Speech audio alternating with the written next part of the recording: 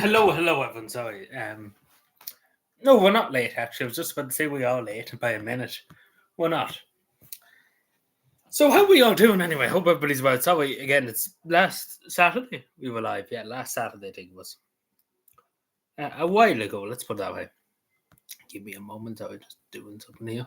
See, when the streams start and stuff like that, there's 100 million things you have to do. Uh, see, when you're live Wednesdays and stuff like that, you have time to suss things out. Things change. Some of the settings change themselves too, for some reason. But anyway, here we are on time, just barely on time, a minute early. We were lucky, but anyway.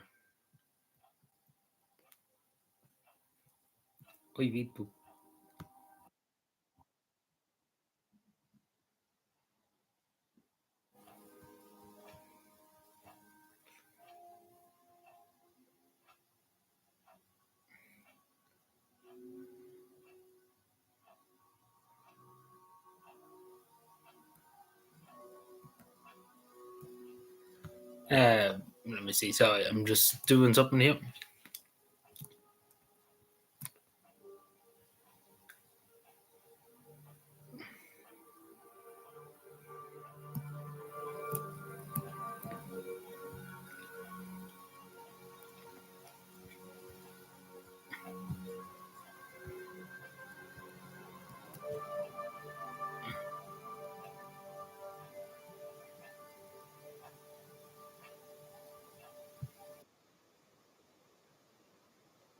Hello, everyone. How are we doing? Sorry, I'm just checking it here. Just give me 2 seconds.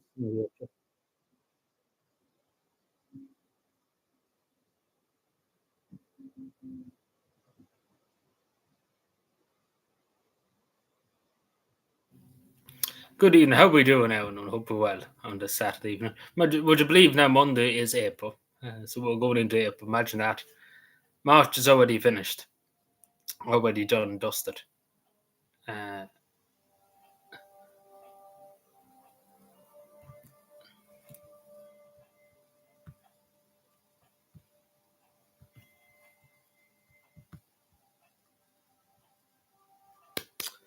Let me see. There we go. I'm fully. My attention's fully here now. Sorry, but apologies for that. You know when the streams usually start and stuff, you have to trick around at settings and all that. You can hear me and all that because it was just adjusting the volume and different things like that.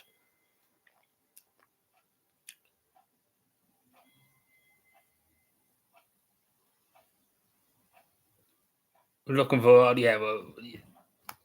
I don't know what kind of use this is. I just put on whatever was on my playlist. No, that's what I was just looking at there too. April. It's a tower. It is a tower. It's April Fool's Day, the 1st. One of my friends' birthdays on the 1st of April too. Monday. I probably should wish him a happy birthday. I was just thinking about that too, and I was just tricking around with the settings and thinking about that, so it's kind of a million miles away. Now you just have my full attention. Sorry about that. See, when the stream starts, this is usually always the case that I'm tricking about with something. But how are we all doing? Hope everybody is having a good weekend. Hope everybody had a good week. It's been off and on the weather this week, but yeah. So there's 100 million things to talk about.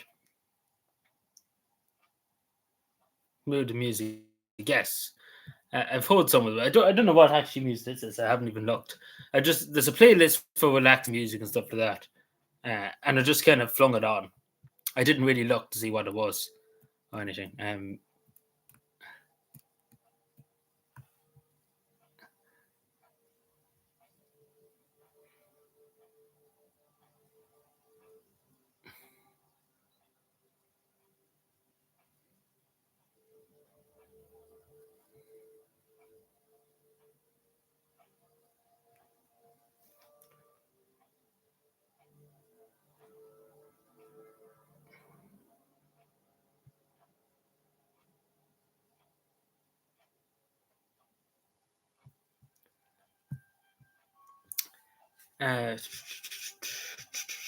I don't even know what this. I think this. I'm just looking at the playlist here, just trying to figure out what I have on. because I kind of just flung anything on. To be totally honest with you, it seems like Kingdom Come Deliverance, some kind of the background music in Kingdom Come Deliverance. Um, yeah, that's what it seems to be because I'm looking at the playlist on my computer. It's on the TV, but it seems to be Kingdom Come Deliverance too. Uh, I vaguely remember putting this into the playlist back when the game came out last month. I think or something like that before that, like the background music or the pause music. The GTA 5 pause music too is pretty cool too. I see that there too. Yeah, anyway, sorry, I'm fully paying attention. Sorry, I'm ADHD in around a bit. Um, so yeah, so there's 100 million things as I say to talk about. We give it as usual. We had to give it a few minutes, of course. Yeah, but yeah, apologies for not being live Wednesday. Uh, like the plan is to try and get back to the two streams a week. We hope that will happen some point. Um, but we see. Hopefully, we can get back to it because I want to get back to the two streams a week instead of one. Just Wednesdays is an awful time compared to the weekend and stuff like that. Have some time to do live streams and stuff like that. We see how we get on because I do want to get back to it, even if it's only a half an hour uh, on a Wednesday. I say, and on the full stream on a Saturday, we can walk it out, I suppose. Away. It's just very difficult to walk out at the moment. So that's the reason why. And usually we'll put up a community post. Now, apologies, I only put it up this morning. That was going live today. So I probably should have put it up last night. Wasn't it this morning? I can't remember. See, there's that much stuff happens within the last few hours. It's hard to remember what I did. Let me just check. Yeah, oh, it was only 7 hours ago. Yeah.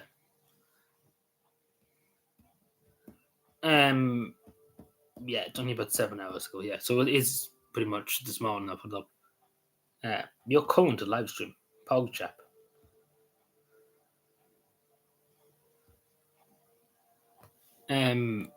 Yeah, some games do have, like a lot of games do, like the GTA 5 pause, and then even the GTA 4 soundtrack is very good too.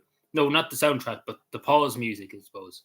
If you pause the game, I'm sure you know what I'm talking about. They're quite good.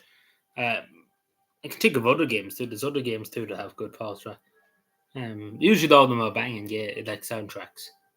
Red Dead Redemption 2 too is good music. Like a lot of games have very good music. Um, and other things too. Yeah, and GTA Battle of the Gay Tony is really really good too. People really like that one. And then The Lost the Dam too is pretty good. But the GTA Battle of the Gay Tony is very good too, along with the GTA 4 of course too. And GTA 5 is the two or three, the whole lot of them are bangers. I don't know, do the San Andreas have pause music? I can't remember. Good evening, Brian. How are we doing? Hope we're well this Saturday. Yeah. The Gay Tony Ballad. What did I say? I probably said something different. But you know, it's pretty cool, the soundtrack. Like not the soundtrack, but the pause music. Like things are just banging. They don't make games as they used to. Yeah, this is Kingdom Come Deliverance. Hopefully you don't get copyrighted for it. I hardly doubt it because it's game music. It couldn't be that bad, could it? he asks. Yeah, load up music, I know, but no pause music. You know the way when you pause uh, the game. I do take some. I can't remember. It's hard to remember actually. But I know about the obviously the loading music. I'm talking about really the pause screen. What the fuck? Sorry, I can't even fucking see this.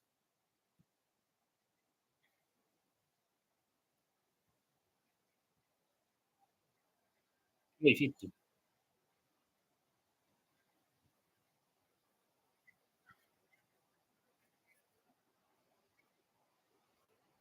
sorry, apologies. I'm tricking about again. I spend the whole day nearly tricking about again. See, there's things I know just randomly come across on Twitter, and then I'm just tricking about looking at them.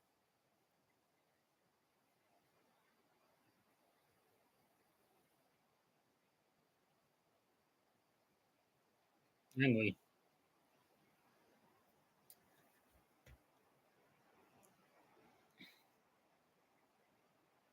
wait,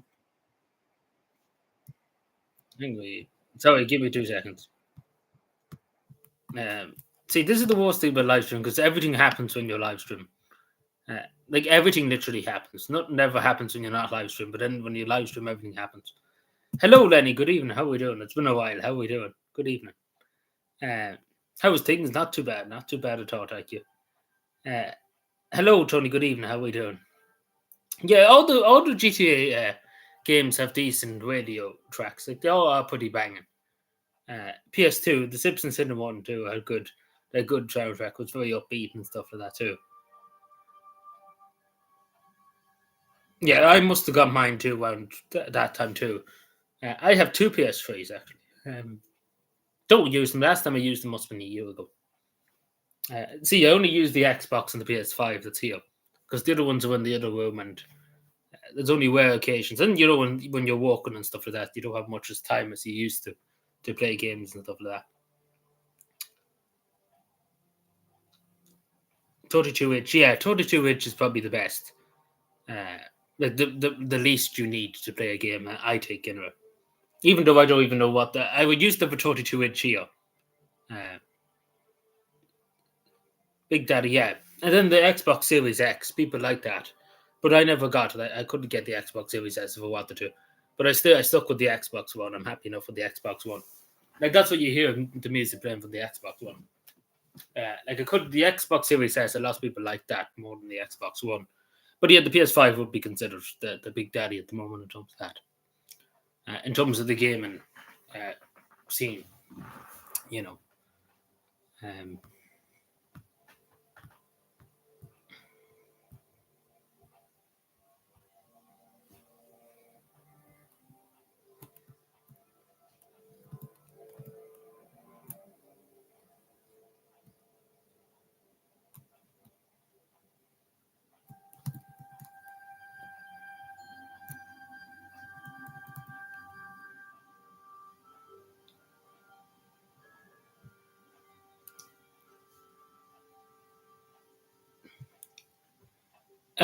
we get started in a second.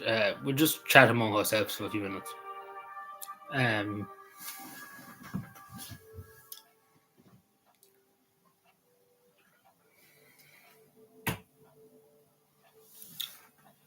and the other games that had good, like, I wouldn't really call them soundtracks. It's Fallout New Vegas, like the Anma's music, what that's what you would call it, had bang up soundtracks and stuff. Yeah, Fallout New Vegas had a bang up, like ambience music. I suppose that's what you would call it too. Yeah, I have a good few too. I show you sometime. I had not had as many as I used to. I used to have a ton more. Someday I will show you probably that's what I could do some live stream. Just show you that because it take a good bit to haul them all out and bring them out and stuff. But that's maybe what we do someday. We show you that. Because I don't think I ever showed them. I showed them a Match Attack collection. Like I don't have as many. I have more PS3 games and Xbox 360 games than I do PS2. Yeah, you used to have a wake of them back years ago. I don't know where they went or where I put them. I'm not putting them all out now because they're all really everywhere. Well, not really everywhere, but you would need to kind of have them ready here to go and stuff to show you. At the moment, it would take probably 20 minutes for me to get them all in here and to get them shown and stuff like that.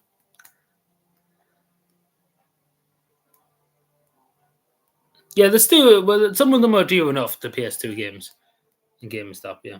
What are kegs at GameStop, same thing. Yeah, that's what you would call it. Yeah, like they're pretty bang on Fallout New Vegas and stuff. Yeah, I have 100. Like you should see the amount of DVDs I do have. They're up in the loft. I've hundreds of DVDs. Um, insane amount. Literally insane. The tutorial. Someday I probably will show you. But it'd be that much effort to get the boxes down. There must be about 10 boxes. I think there is 10 boxes in the loft of DVDs. Just every DVD you can imagine.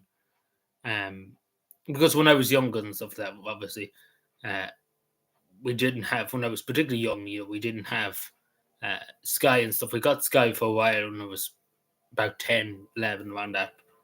And then we got rid of it and stuff. So the main thing was DVDs for me to watch things.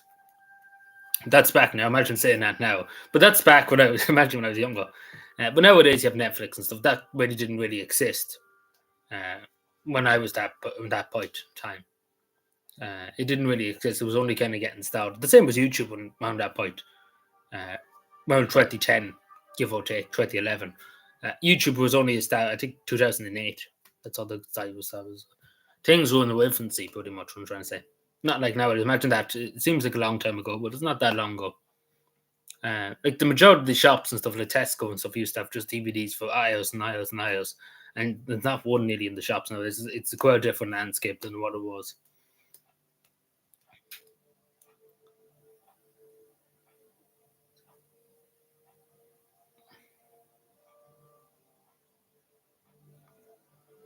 Yeah, they do last a while. The TVs. There's people who I know have TVs a long time. They last them years. I suppose it just depends. It's the same with everything nowadays, but mainly the old tellies from years ago. Again, things were made to last years ago. Like I even know some older people who have TVs from the 90s and they're still working. Because again, things were made to last. TVs were made to last, forever in the 90s and stuff. Nowadays, they don't. Like I know somebody who only had a fridge for a fridge. This is a fridge, not a telly, but a fridge. They only bought the fridge 5 years ago. The fridge is gone, and have to buy a new one now. Think like again, it's the same. I know somebody too who bought a new strimmer, like for cutting grass, and they paid €600 for the strimmer. And guess what? The coil went in it. Like there's a coil inside of it, and the coil basically fired up and blew up. Pretty much, not blew up, but went. And they have to get a new coil and stuff. And they only had it a week. They only had it a week, and that's what happened to it. Again, these things, just things nowadays, are not made to last. It's just all big money racket. To be told, the majority of stuff nowadays, because the thing goes within a few years. You don't get banged by your buck.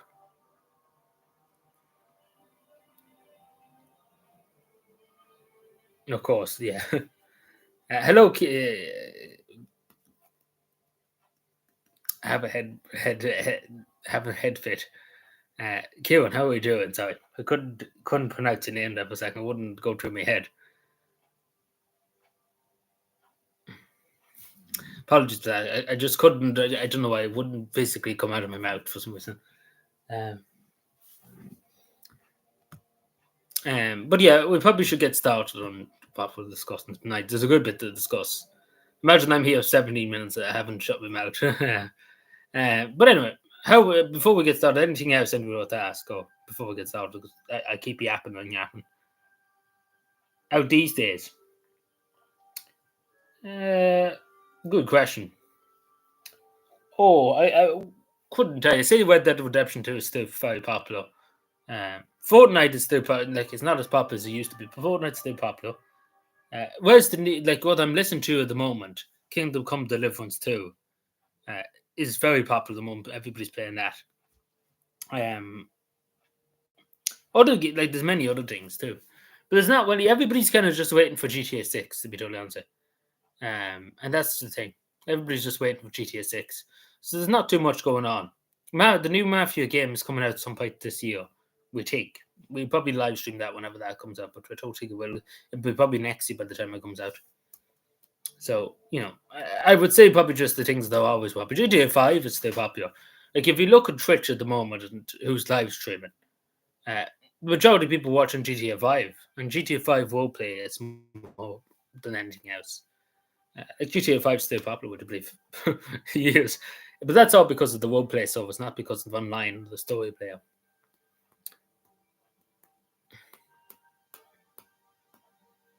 Oh, I've seen that, yes. I've seen that, but no surprise. Hello, Gizmo. Yeah, well, everybody wants GTA 6. But yeah, everybody's kind of just waiting for that. Same with the majority of companies. Nobody's releasing really any good games, apart from Kingdom Come Deliverance 2. That does seem to be a good game. So, yeah. Everybody's kind of just waiting for GTA 6. So that's really what's happening in the gaming industry at the moment.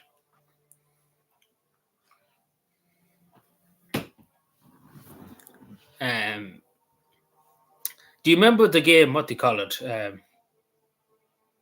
Days Gone. Well, not Days Gone. What they call the big scam? That everybody. What they call the big scam game that happened last year in the middle of the summer last year. Days Gone. The day before, that was it.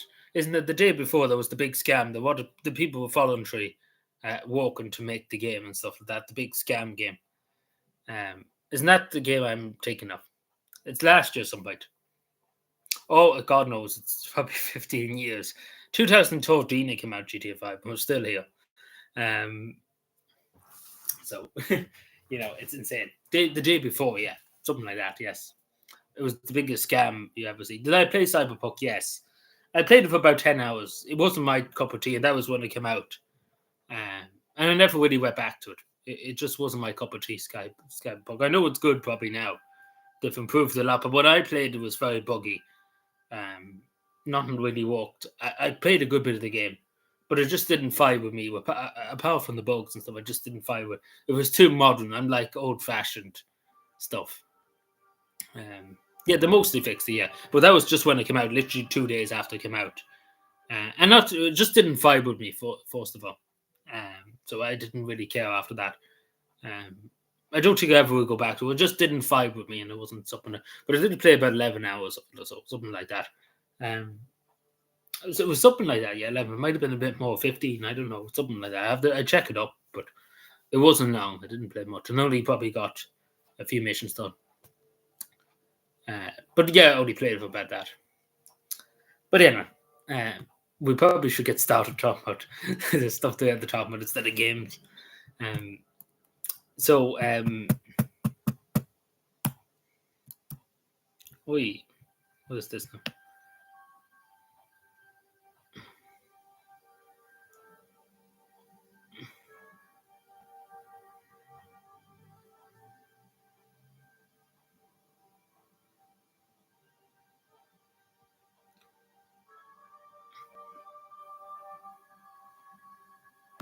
So, I don't know, does anybody see my video from the other day? But tourist numbers to Ireland have literally hit the how would you put it, hit the toilet at the moment. There's a 30% drop. Now, this is not this month, March gone by. This is February last year, last year. So they're down by 30%. So last year in 2024, February 2024, there was 400,000 people came to Ireland that February. This year it's only about 300,000. So it's down about 100 and something thousand. About 120,000, yeah, something like that. But still, at the same time, it's very noticeable. 120,000.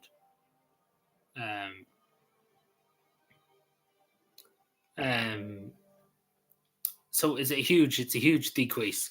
And again, the reason is we have to say it out straight. That news talk and all the mainstream media are kind of flitting floppy around it. But it's because all the refugees and the asylum seekers are in the hotels, and there's no hotels for the tourists. And as I said in the video yesterday, when you have a situation that all the hotels are being used, that means the hotels that are available for tourists can put the prices through the roof. Instead of charging maybe €300 for the week, right? They can now charge 2,000, 3,000 euro for the week. Just because, again, there's a shortage. When there's a shortage of something, there's a huge demand for it. And that means the prices go up. It's the same with the housing. There's a huge demand for housing, for rent, and to buy, of course. I'm sure everybody heard this a million times. But, the prices go up because there's a demand. If there's no demand, there won't be any price increase. And that's the reason why it's the cost, because the refugees and the asylum seekers are in the hotels. And that's putting people off too, because it's a huge cost, more than it usually would be. It's probably double the price for a hotel room for a few days. And again, but again, the government knew this. And again, a lot of towns, like for example, Killarney and County Kerry, is a perfect example. Majority of their hotels are used for asylum centres. And the majority of the other hotels, as I say, nearly, I think they said 60% of the hotels in Killarney, in County Kerry, and Tralee, sorry, not Killarney, what I'm saying Killarney, in Tralee and County Kerry, and obviously that relies heavily on tourism, used for direct provision. Now that's 60% of it. So take for example, there's 100 and something. For argument's sake, I don't know exactly the hotel figure in Killarney and Tralee. Sorry, Killarney, Tralee, same thing. But take for example, there's 50 hotels, right, in Tralee. And say, for example, for argument's sake, this is not 100% true, this bit, because I don't know for argument's sake how many, but it's a lot, it's 60%. But we don't know the exact figure of how many hotels in general in Tralee. So take, for example, there's 30 hotels being used to house the right provision. That means there's only maybe 20 left for tourists. And then obviously they can put the prices up because there's less accommodations, there's more demand, there's less accommodation. They can put the prices sky high. And again, this is in rural Ireland too. It's affected more rural Ireland than cities, obviously, because the city has more hotels. But in rural Ireland, you don't have much options. There's many of your towns, I'm sure you've seen in Offaly too, they've lost the local hotel uh, to asylum seekers and asylum seekers and so-called some cases. So um, not been a good. No, Far Cry 6 was terrible. It was awful. Far Cry 5 was pretty good. That was the last good Far Cry. Far Cry 6 is no good. No addition. Um,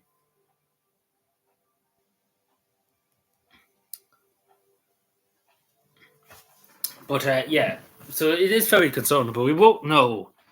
Obviously, in March, the majority of people do come for St. Patrick's Day to Dublin. Don't know why they would. Don't know what possesses them to come to Ireland for St. Patrick's Day to go to the Dublin parade. God only knows. But yeah, there's a big increase of probably March. That's what we probably will see. But it all will out during the summertime too. And then obviously too, the other factor is that they don't think Ireland's a safe country.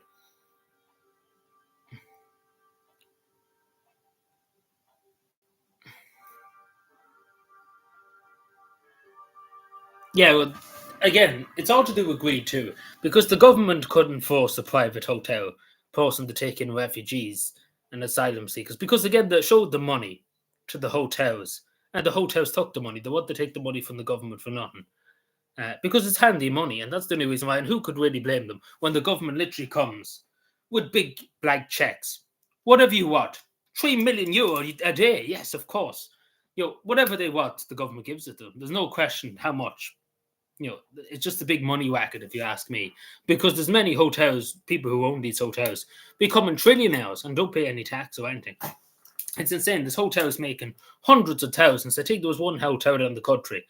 They were making nearly €250,000 a day from government subsidies to feed the people, to look after them, to clothe them, to clean their clothes and stuff. And they're making €250,000 a day for doing it, or something like that. It was insane amount of money, and especially because they had over 100 or something like that in the place. So if you added up 100 people, that would be a queer few bob, because again, you had to pay for these people because they're not paying for themselves. So the Irish state has to pay for it. Hello, Fiona. Good evening. But yeah, it's insane. Um, and then, especially when you hear South Dublin County Council and the former Lord Mayor, I can't think of his name, I think it was James Dublin, who's a Fianna Fáil anyway. He wanted to put tourist tax on the people coming to Dublin, and this is not across the country now, but coming into Dublin by plane or by boat. He wanted to put a tourist tax on it. Now they do it in some countries, they do it in New Zealand. It would work if it was a small country, like, say, for example, Tahiti.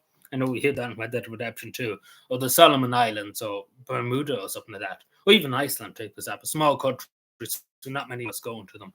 You could argue that they could put tourist tax in place to increase revenue, but I don't know why they'd be talking about, especially the majority of the money is going to direct provision. €2 billion a year is nearly going towards it here, and then obviously paying the social welfare, paying the medical bills. We could go on and on and on. If that was cut, there'd be nothing. You would have the money. You wouldn't need to charge anybody tourist tax. But anyway, lunacy. So we've probably seen the news from King's Court in County Cavan. No, I don't know much about this.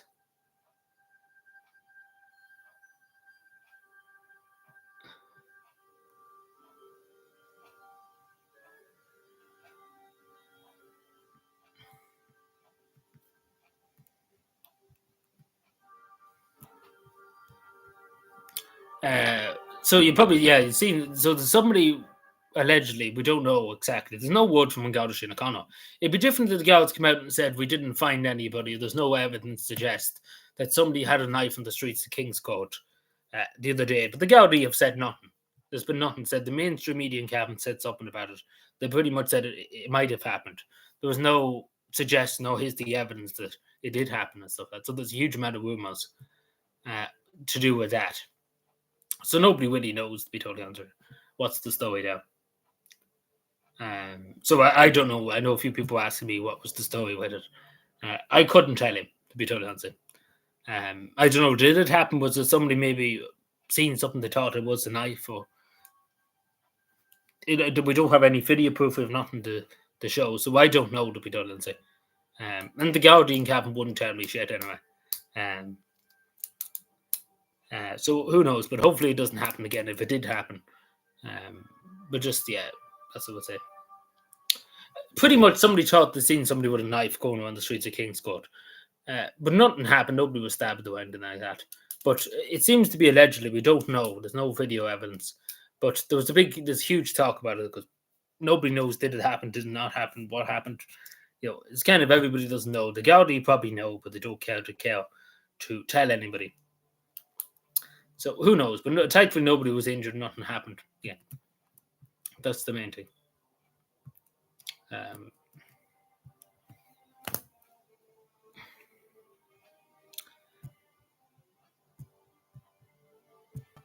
Let me see. So just going to Finland for a second, just seeing this. I was looking at this just before I went live. The home care, for home care, so the true Finns in the way from wisdom, we can talk all day about the true Finns. But yeah, so they're going to cut pensioners and people that are disabled. So they're basically, what I'm trying to say, people who had 24-hour home care assistance, people that were elderly people, say in their 90s, they could not leave their bed and needed help to get out of the bed, to go to the toilet, to be fed. They couldn't do anything for themselves. Some people that, were born disabled, they couldn't move their arms, they couldn't move their legs. They didn't, some case that they had to get their legs cut off because of injuries, etc., etc. The true Finns have decided to fuck you all. So say, for example, somebody who's had 24-hour assistance, home care assistance in Finland at the moment. Now they're only going to get about 10 minutes a day. Isn't it great? Because, again, they've pretty much cut everything. Because it's cuts, so that's it. And not to mention, this is the Minister of Cities, the Minister of Finance. Now, everybody thinks she's on drugs. To be totally honest, she probably is. Because nobody seems to be cheering. Nobody is cheering. Everybody looks depressed looking at this. Looking at everybody here, nobody seems to be very jolly about it. Because especially when she's asked any questions, she runs away. But I don't know what to make of this. Because everybody seems to think she's on drugs. Because people are trying to talk to this man. He is trying to talk to her. And she's just doing this. I don't know why. And nobody, I wouldn't mind if anybody was clapping or laughing. But nobody seems to be having any fun looking at this crack. Because let's be fair, a lot of these people, have children, have probably elderly parents, maybe they're dead, but had elderly parents, and the true Finns have decided to cut people who are very vulnerable in society, their home care assistants and stuff like that. And this is to carry on, tells you what you need to know. But, I wouldn't mind, but nobody's enjoying this. So I don't know. So I don't know what to tell you about this one. But yeah, everybody thinks she's just on drugs. So mention her what? Yeah, well, you tell me why shouldn't have been mentioned, because generally I think she's on drugs. This Minister of Cities. Because nobody laughed, nobody clapped. Everybody looks depressed looking at her. Because why would you what kind of carry on? Well, especially when somebody is there wanting to talk to, you seen your man there behind her, wanting to talk to her, ask her some serious questions. And then when you ask her serious questions, she doesn't want to answer you, she runs away. And then just say, I can't answer every question and stuff like that.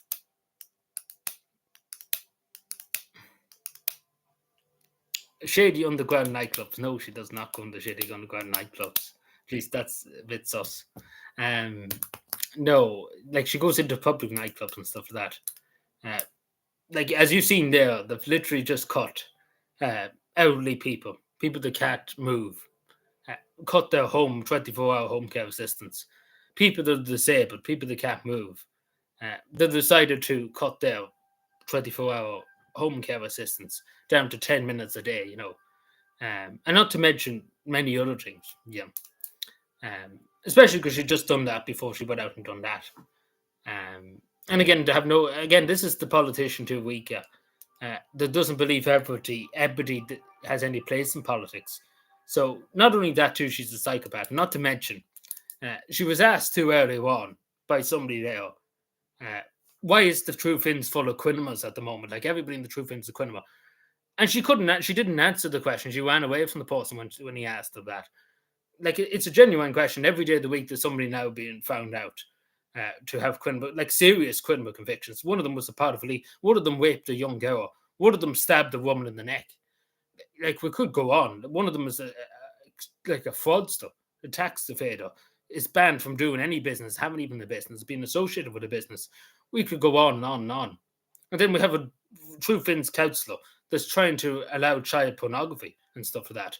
Like it's serious, disturbing stuff what's going through some of these people's heads. And not to mention that there's other cases of them too. We could go on for hours. And again, she wouldn't even answer that question. So why is the True Finns full of, Quinimas at this stage? Quinimas, thugs, pests of society. She wouldn't answer the question. She didn't answer that. Like literally only 5 minutes after she done that, the person asked her that question. She couldn't. She can't basically answer anybody's questions about why the cuts are happening. Why is the True Finns full of Quinimas? Which is a very reasonable question because it's not just one incident. It's nearly every day at this point that somebody been found to be very dangerous to society, one for the True Finns and stuff like that. So, but yeah, so that's why she basically probably took drugs and probably just, done that because she didn't want to answer anybody's questions. And that's just the thing. Did a jig, yeah.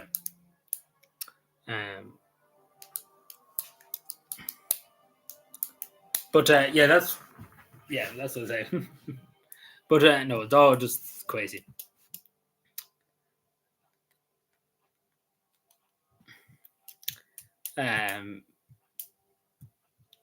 So we'll probably be talking about Finland next week a good bit because of the local elections. They are next week, the results and stuff like that. So we should see what happens there. It's not going to go well, I don't think.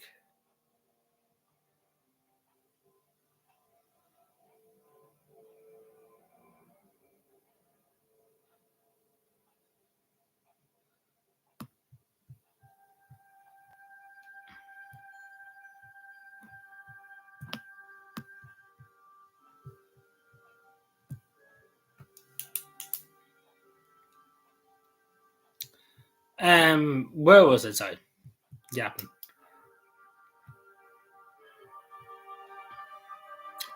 Yap.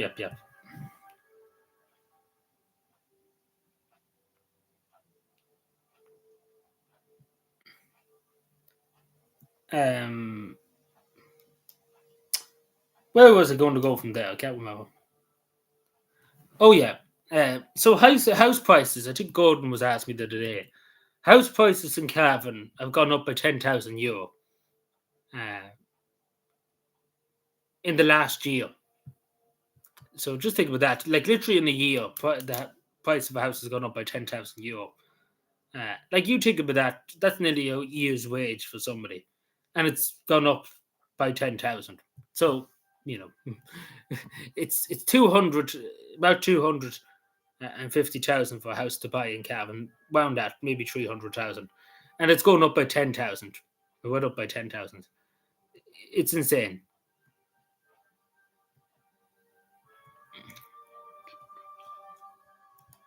It's ludicrous if you ask me. It is a lot, yeah, for just a year. That's just a year increase. A year increase. That's 10,000. It's quite a big increase. Would you agree? Along with the total 300,000 or 200,000, whatever it may be. it's quite a lot, and we expect young people to be able to pay it. You're taking more money out of the bank and stuff for a loan. It's insane. Because especially if it's another 10,000 next year, that's 20,000 of an increase just in capping alone. It's a lot of money when you really think about it. It is a lot of money. Of a way to no, of course not. What do you think this is? You think nothing has gone up. I don't think the wages went up. If they do go up, like the majority of people I know who get pay rises and stuff like that, they get maybe €10 extra at the end of the week or something like that. There's loads of people I know who works in shops and stacking shelves and different things, and they get maybe €10 at the end of the week extra in the wage packet. That's about it. Because the government takes it then off you. You have to remember you pay your PSOI, you pay your taxes. The government takes the money back off you. Like take for example, the government announced last year that they would give money back to people who pay PSOI, etc., and pay into a pension and stuff like that. You would get a tax receipt, tax break, different things like that. For the average Irish worker, they were supposed to get a few thousand or 2,000 back. But you have to remember the price of electricity and stuff like that. It's going to go up soon. We'll talk about that in a few minutes' time. But the price of electricity and stuff, it's going up. So pretty much the money you're making in terms of pay rise or the wage going up, your wage going up, it's been taken away from you. So say, for example, you work on a job, right? You get a pay rise. Maybe say, for argument's sake, €100 extra, right, at the end of the week, right? Fair enough. But hear this. The price of electricity goes up. Then the price of petrol goes up. So take, for example, your electricity bill every 2 months is €100, and then your price of petrol goes up, your insurance goes up, because pretty much they give you, they give one hand, right, and then they take with the other. So pretty much the money is the same with social welfare. People got a rise in social welfare a few months ago, right, and the local authorities around the country put up the price of the local authority rent. And then the property price went up in Cavan too, last year too. And then take for example, other stuff went up. So pretty much the people who got social welfare pay rise, pretty much was taken off them here straight away. So nothing changed but much. What I'm trying to say is nothing has changed. It's pretty much things are going up. Nobody can afford them. The wages are going down, if not anywhere. So we have a new councillor in Cavan. No councillor. And what did they do? The officials. So obviously Sarah Riley was elected to Shannon Erin, of course, but we're delighted that she was elected to Shannon Erin, of course. It's a pity that she couldn't stay in Cavan County Council. It's a pity that, but unfortunately she had to go to Shannon Erin. And obviously she'd be a great asset to Shannon Erin, of course. Nobody without a doubt. No better person to be elected to Shannon Erin. So it's a pity that she has to leave Cavan, the Cavan County Council. So we have a new councillor that's an ancient councillor. Adrian Rogers is going to fill in Sarah Riley's seat on the council. So we should see what happens, I suppose. I just wanted to inform you that we have a new councillor.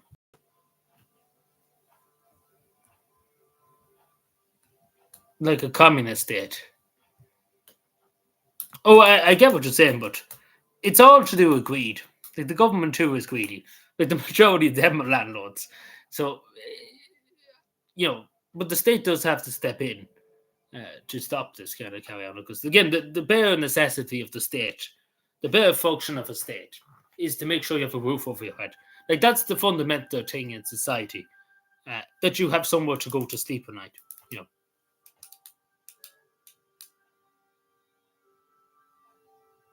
Safe control of the market. But it is kind of the best thing because social housing and stuff like that seems to be the way forward. Because it's controlled prices and stuff like that. Like private landlords can put the price whatever they want. I know a person that went up by a private landlord. He's charged them an extra $300 a month just because he can. But thankfully they can afford to pay it and stuff like that. But that's what I'm saying. They could put up the price if they want to, or they can take back the property when they want, even though you pay rent, stuff like that. See, with state the social housing and stuff, what happened in the 80s, if you know up in the swimming pool in Cavan, all of them were council houses. They were built in the 80s and in the early 70s. No, the late 70s, sorry. I know they were built very rapidly, 300. Like the state can build houses more quicker than the private contractors. What I'm trying to say. Years ago, again, people in the council used to build the houses. Used to have like they used to have builders who build houses for the council. They were employed by the council to build houses. Nowadays, it's all contractors and stuff like that. But it worked because the houses were built rapidly. Like all the houses in Cavan, majority houses outside of Cavan town, were built rapidly during the 80s and 90s because that people employed. But nowadays, it's all put out to contractors. All the houses built by Cavan County Council are contract houses. And basically, the contractors take their time and make as much money as they can. There's many aspects of it, but I don't know about the communist state. But you get me. But the basic function of a government is to make sure people have a house. That's the main thing, really. The people not sleeping in the street. And again, we're failing that. A simple task, we're failing.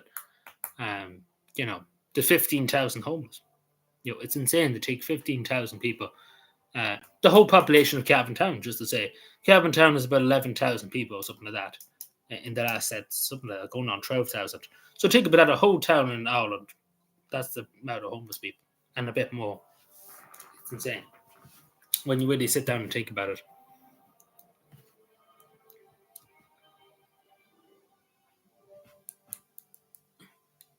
Because there has to be balance and checks. Because just letting people run wild and charge whatever, it doesn't work out well. And that's why we're in this situation. But again, there's no reason to change it, because the reason why the majority of our elected officials in Dáil and Shannon are landlords, they own multiple properties, so they have no aspect to change. It's benefiting them, and they're making huge money on the side from investors, from developers, because there's always money going under the table, and that's what's happening. And it's just the sad fact that it is. See, it's all down to greed. It all goes back to that. It's just greed.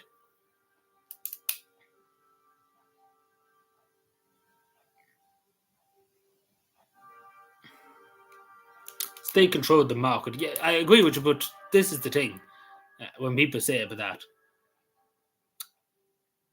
because again, looking back years ago, you know, majority of the housing was social housing, wasn't really private housing. Many private houses built.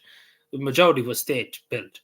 Majority houses in Cavan were built in the 80s and the 70s were state houses, were local authority funded houses.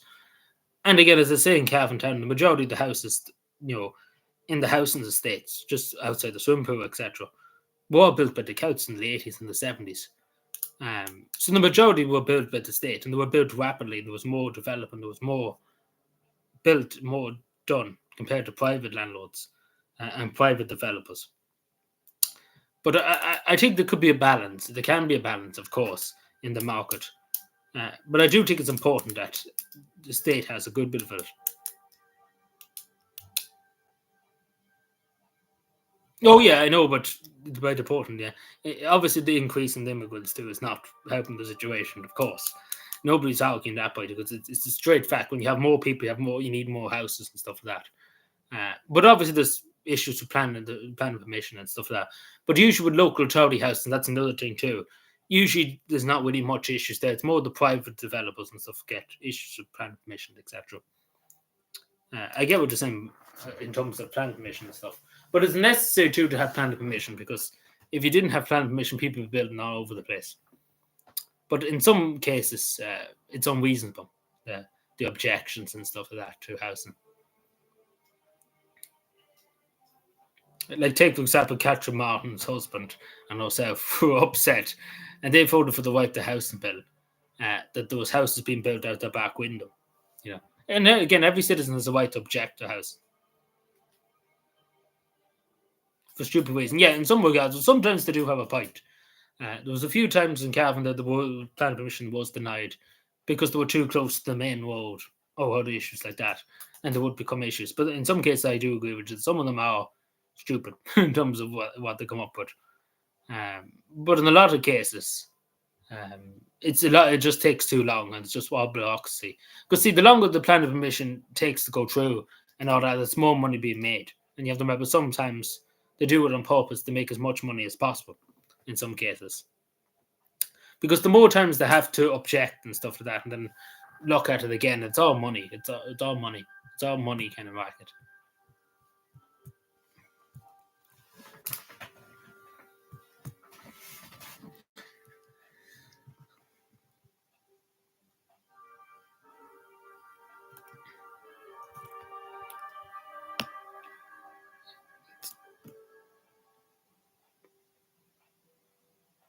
Oh, the clocks go forward by an hour overnight tonight. Ho ho! The clocks go forward, lads and lassies. Ho ho! Back in the business.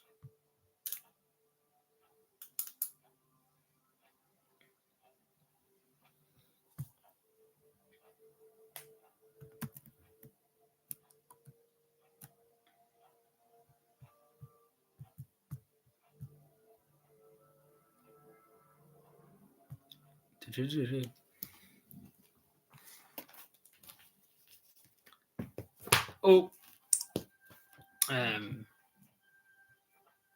where am I now? Sorry.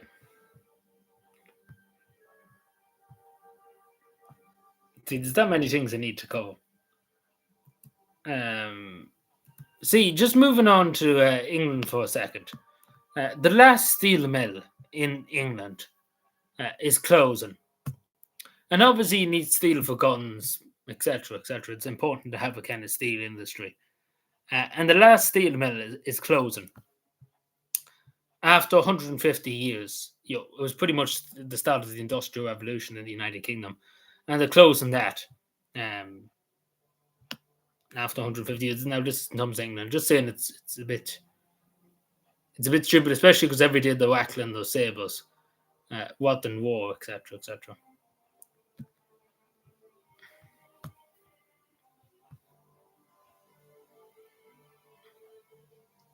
What do you mean, Mama Sana? That's such a thing to say. What is that kind of? What is that phrasing? No.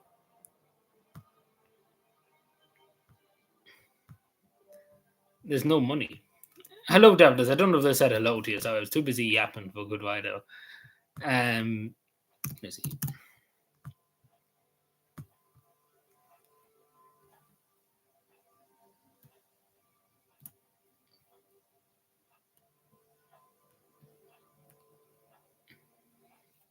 News Talk is asking the age-old question: should Ireland join the Commonwealth? Everything else. Let's join the Commonwealth. So to do with the United States tariffs, I know everybody's talking about this at the moment. Yeah, you probably should do it now. Yeah, but you probably then forget that that you put it forward. So the United States tariffs, we won't know now to the 2nd of April, which is pretty much Tuesday. We won't know how bad the tariffs are going to be on the European Union, because that's when he's going to tariff the European Union in terms of who I'm talking about, Donald Trump, etc. So we should see. I think they're talking about like Drake's alcohol, a 25% tariff. We don't know about everything else. And obviously, we hear this from the government every day of the week. People are saying it's going to be a huge amount of jobs lost in the Irish economy. There's going to be chaos, all that. You hear it all the time from the government. So we should see. But again, Michal Martin went over on St. Patrick's Day. He could have cut us a deal. But as I said in the video yesterday, with the Thomond to go down with the European Union, because you hear it all the time from Pascal Donoghue and Michal Martin and Simon Harris, whatever the European Union does, we're going to jump off the cliff with them. And what that means is, instead of an individual with spots from each country in terms of tariffs, we're going to just let the European Union decide what to do, which is plainly stupid. Because Ireland could have got itself out of this if we wanted to. If we really played our cards right, we could have done it. But it's the fact of the matter that they're determined to follow the European Union off a cliff in terms of these tariffs, because they want to be a part of the European Union's response. Like, we could have cut ourselves a deal ourselves with the United States, but we didn't do that. We wanted to follow the European Union because that's what they wanted, because a backwards looking idea of sovereignty is demand over over. So he doesn't believe that Ireland should have any right to decide what it does, or how it conducts its business, or business deals, etc., etc. So he's pretty much relying on us to fund the line to do it. God help us all. But yeah, so we could have cut ourselves some slack. We could have made it even better on ourselves. We could have been left out of it. But I do think the United States should have done it in terms of selecting countries to put tariffs on instead of just a blanket tariff on the European Union. Because, again, it's better to do selective tariffs than just blanket tariffs on each country. That's what I think, but we wait and see what happens. Maybe that's what they will do. We don't know. See, the Irish media are going into meltdown over it. But I don't know. I don't know will it be bad. It might be bad-ish. Don't know. We'll have to see. But I think maybe they're over exaggerating a small bit in terms of saying 200,000 jobs could be gone. There could be right. There will be some jobs gone. There definitely will, but the number I don't think will be that extreme. It probably be more like maybe 15,000. Maybe I know that sounds a lot, but it probably will be. And mostly in the pharmaceutical and stuff sector. That's I think, not mainly in shops and stuff like that. It will obviously have effect on goods and stuff like that going to the United States and Ireland. It will have effect, of course. But we wait and see. We give or take. We wait and see what happens. So yeah. So that's all I saying that we'll probably talk a good bit about it next week because we know by then what's the story, what's the exact tariff number, who's being targeted the most, or what's the story. In Balamoy, what would you like to know? Also, I'm sure people probably heard about this. I should have probably done a video at the time. Just give me a second. I had to find it now. See, this is the worst thing, but not talk about things on videos and stuff. Because you forget to do videos on them and stuff.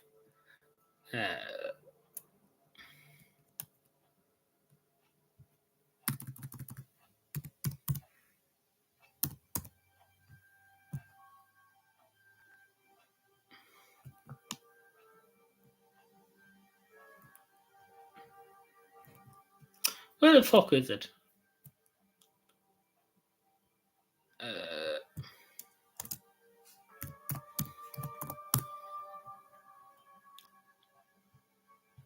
So OTE, I'm sure probably people seen this is 5 days ago or so.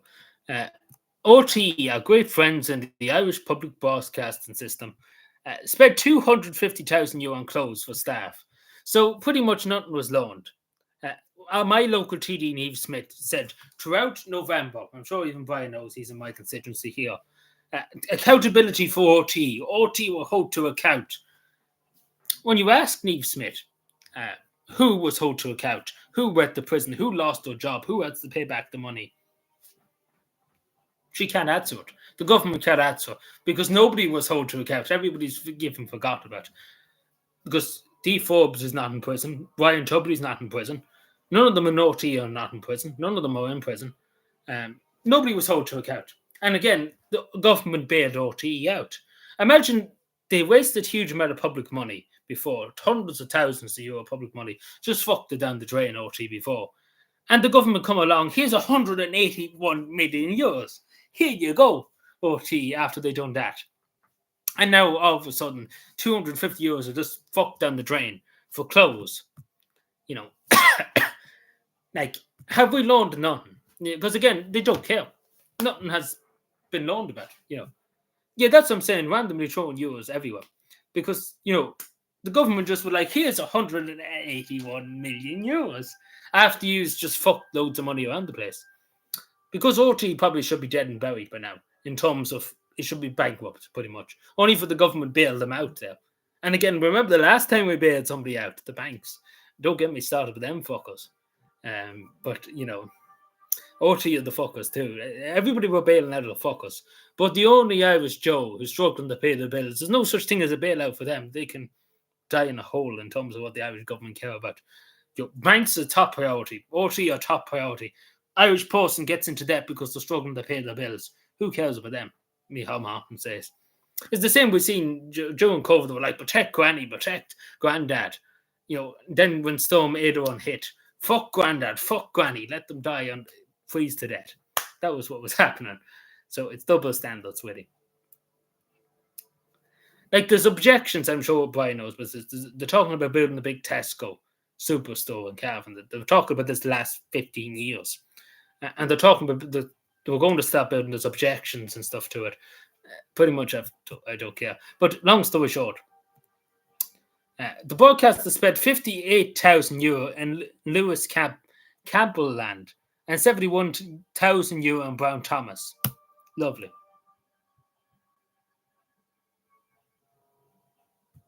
Lovely stuff. So basically, nothing was loaned. That's what I'm trying to say here. Nothing was loaned. Everything's the same.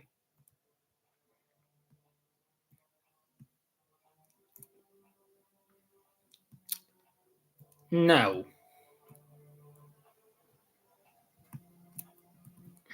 speaking of social welfare earlier on, actually, um, there was 241 people on social welfare in Cavan that had their money cut. We could come along and cut them with sitters. Um, so there's 241. So pretty much, if they don't engage with social welfare can cut them, which I do agree with it because again, um, if you don't, again, the minimum of people should be on job seekers or on the dole should be a year and 5 months or a year and 6 months. That should be it. Anything after that, you probably should be cut because you should be contributing, you should be paying into a pension, you should be paying into the economy. Uh, and again, you have to be totally honest. There's two ways of looking at it too. Like a lot of people go to work, people like myself too.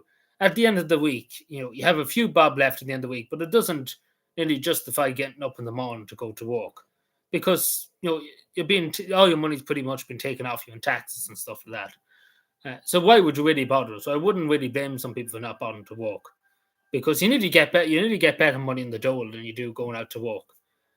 Which is insane to say, but it is the truth. A lot of families do turn out better because they want social welfare instead of working. And it's ludicrous to say, but it is the truth. And it shouldn't be the case, obviously. 100% it shouldn't be the case. Yeah, it didn't. It has been a lot of talk about Southeast Asia at the moment in Thailand, especially Myanmar. It's pretty bad out there with the earthquake. I'm sure you've seen the earthquake. But Myanmar more than Thailand. Thailand was affected too, but not as bad as Myanmar. A lot of people, unfortunately, are dead because of it.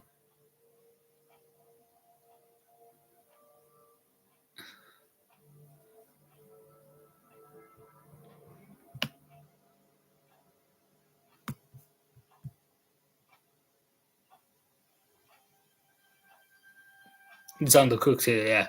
Well, it hasn't been built yet, so I won't love it. But there's huge objections to it too uh, from locals around that area. And that's what's stopping at the moment. And not to mention, a lot of shops in the town will be gone. Like we know it, Brian, too. A lot of them will be gone. Tesco will take over. Like you see it yourself, the majority of shops in the town are closed. There's not much left in Cavan Town. Um, so that's what's going to happen. A lot of shops, like take for example, poor Connolly Brothers, might be done out of business. And Connolly Brothers is there over 100 years. My mother goes that I go to it oftentimes. Um, Basically, been a family tradition for the last 100 and something years. Um, they could be gone. Again, this is the thing. The small businesses might be got rid of because of Tesco, and that's the big fear too in Cavan. But hopefully that doesn't happen again. That's the fear with a lot of people. But it probably won't be built this anytime soon.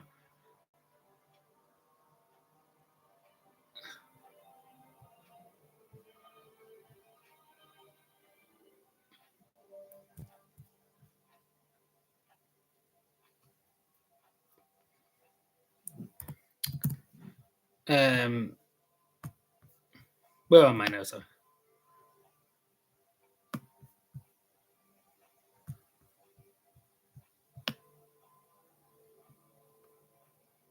So, in terms of the doll's speaking rights, I probably should have talked about this earlier on.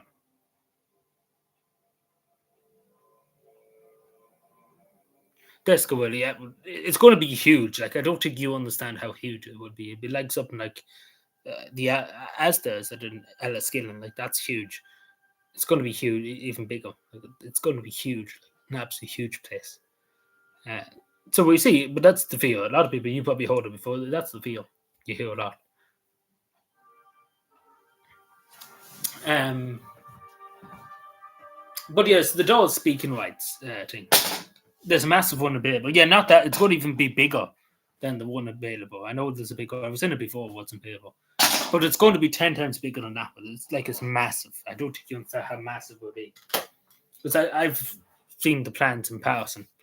Like they're talking about huge, like absolutely huge. It's draw for anything I've seen in Cavan. Like it's 10 times bigger than the pay, but like it's not just food and stuff. It'd be more than that.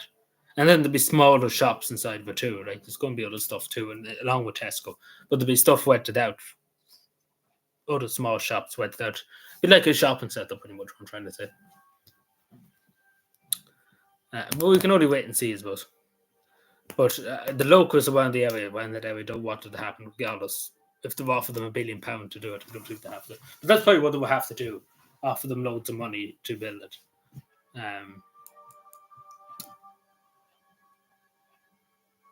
Where's Sean? He probably didn't get the notification.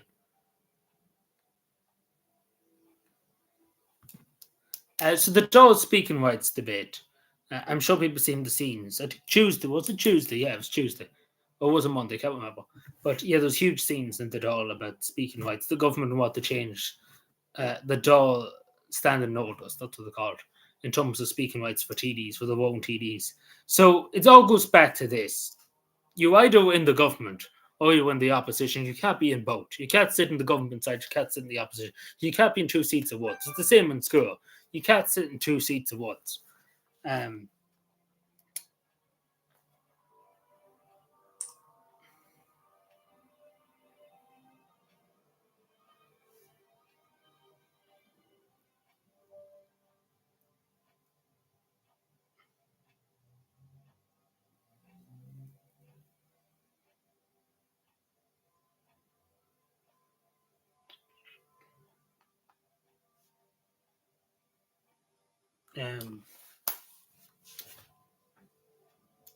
So, yeah, that's pretty much what's happening. So there's a huge ruction of it. And obviously we've seen Michael Lowry put the two fingers up to people, to the Irish people and stuff like that. Now, I don't know how he got elected, Michael Lowry. It's a miracle how anybody voted for him. But long behold, here we are, democracy. But, yeah, it's all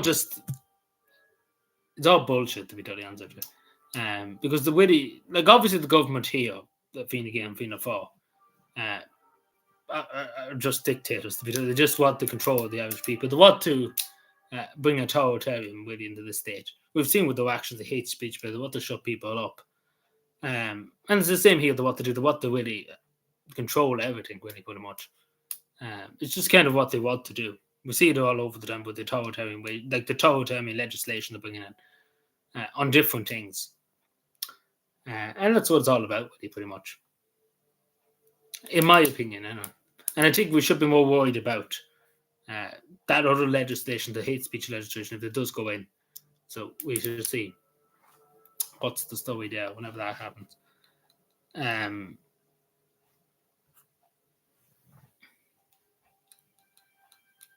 Hello, Sean. I just seen your comment actually there when I was there. Yeah, I actually just seen it just before you come in there. Yeah, I know what you're saying. I get what you're saying. Like, I do feel like I understand what you're saying. There's a lot of people working in the big corporations, the multinational companies, big pharma, etc., etc. But I do feel more sorry for the small guy more than the would for the big guy. I know what you're saying. They're paying a huge amount in tax. I understand. I agree with you. They do pay a huge amount in tax. Like the only Joe. But the only Joe who owns a business too is paying a lot, and they're getting more fucked than the big Joe, if that makes any sense, on 100,000, etc. But I do agree with you. There's a lot of people employed in the big corporations and stuff like that. But at the end of the day, Ireland has always been the country that favours the big multinational companies than the small business. Again, the country was built on small businesses, the bread and butter of the state. In terms of small, like rural Ireland, not so much Dublin and stuff. But, you know, you get what I'm saying. But the corporations and stuff that, basically, I know they only pay a small amount of tax. They don't pay much because Ireland's pretty much a tax haven. But I get what you're saying in that. But we should be favouring more small industries in terms of big industries. But again, I get what you're saying. Comes that. But they probably should never have been here in the first place. I mean, all the big multinational companies. They should have probably never been here in the first place. And that's why they all came here, because it's a tax haven and the government lets them off with murder here. They get good deals from the government to do whatever they want because the government get, brown envelopes from them. But I understand your point. I get your point. I understand. I respect your point because it's a good point. There's a lot of people employed. and stuff. But I do think they're too powerful and they're too much influence in the state, and that's the thing.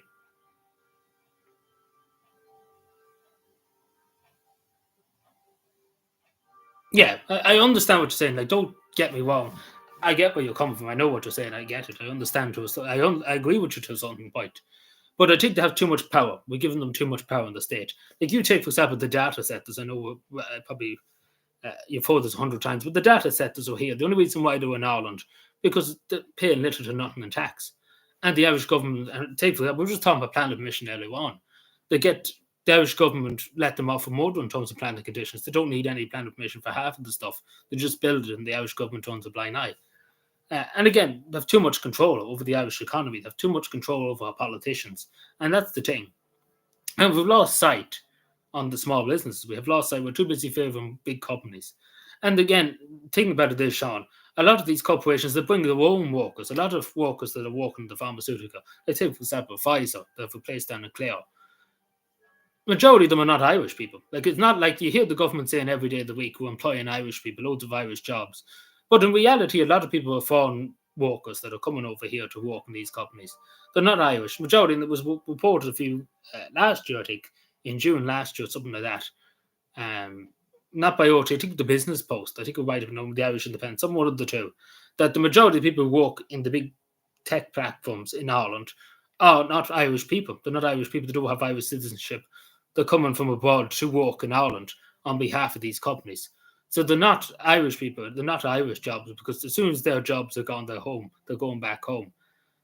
So there's very few Irish people employed in terms of small industries. There's more Irish people than the small local industries like small breweries we were just talking about there. We could go on forever about it, but I'm sure you get what I'm saying. But there's too much control because, as we were just saying with the data centers, they're using the whole electricity up in the whole state. Like imagine that they actually are using the whole electricity of the whole state.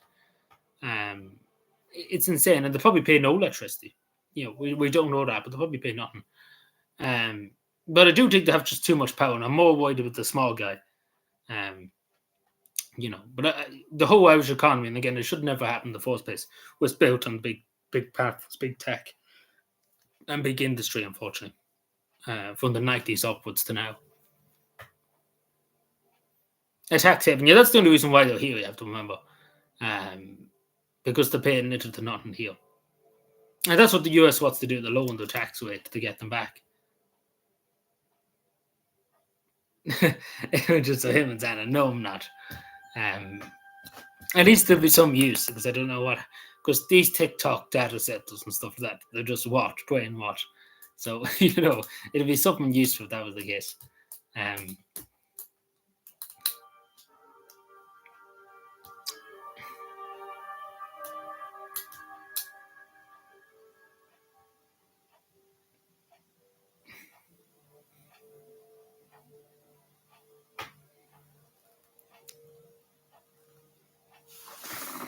But yeah, we could talk about it until the cows come home. But, I do think we've been taking, in general, too, these corporations are taking advantage of the Irish people, too, in a way, because they're not paying their fair share of them being here and doing business, etc. Like, we could look at it in many different ways. There's hundreds of ways of looking at it. But I do agree with you, Sean, in terms that I understand what you're saying.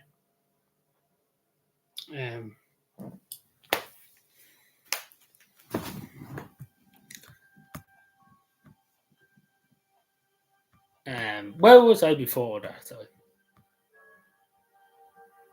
Sorry. Well, I was talking about the Dáil speaking rights, yes. So pretty much we should be more worried about other stuff, what I'm trying to say, than the Dáil speaking rights. And the Dáil should be doing a bit more than what it is.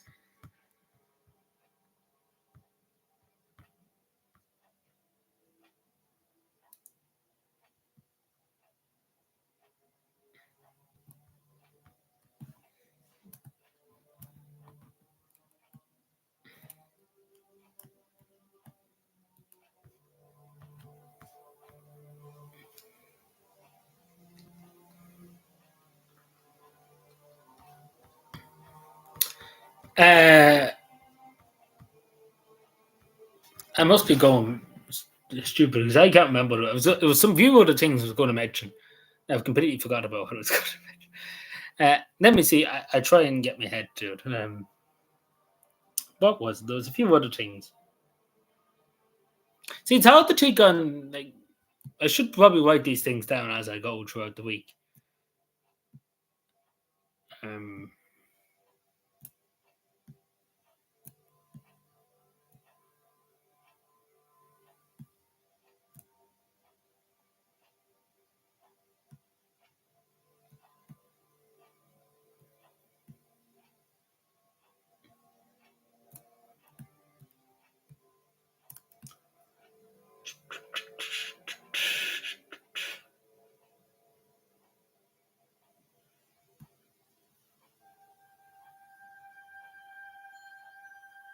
Who was this?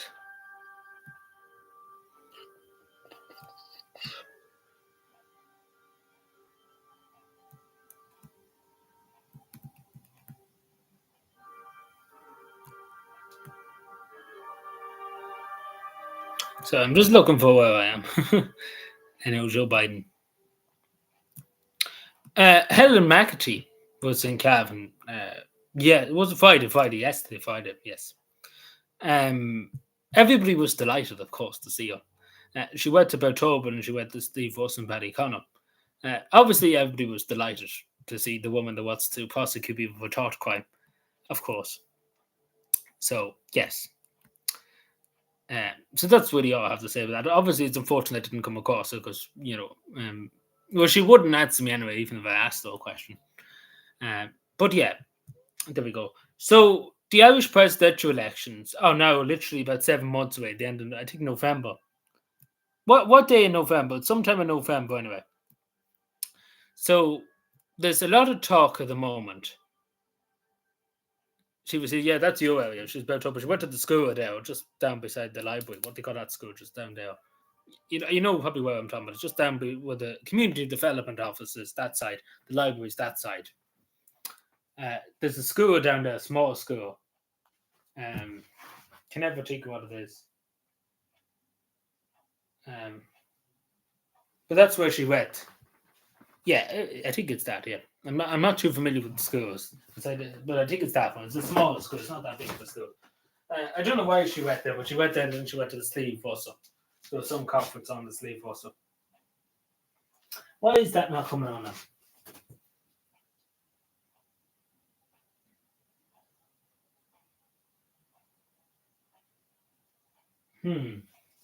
Sorry, I'm just here because I can still see the chat and stuff. This Xbox is it went into rest mode or what?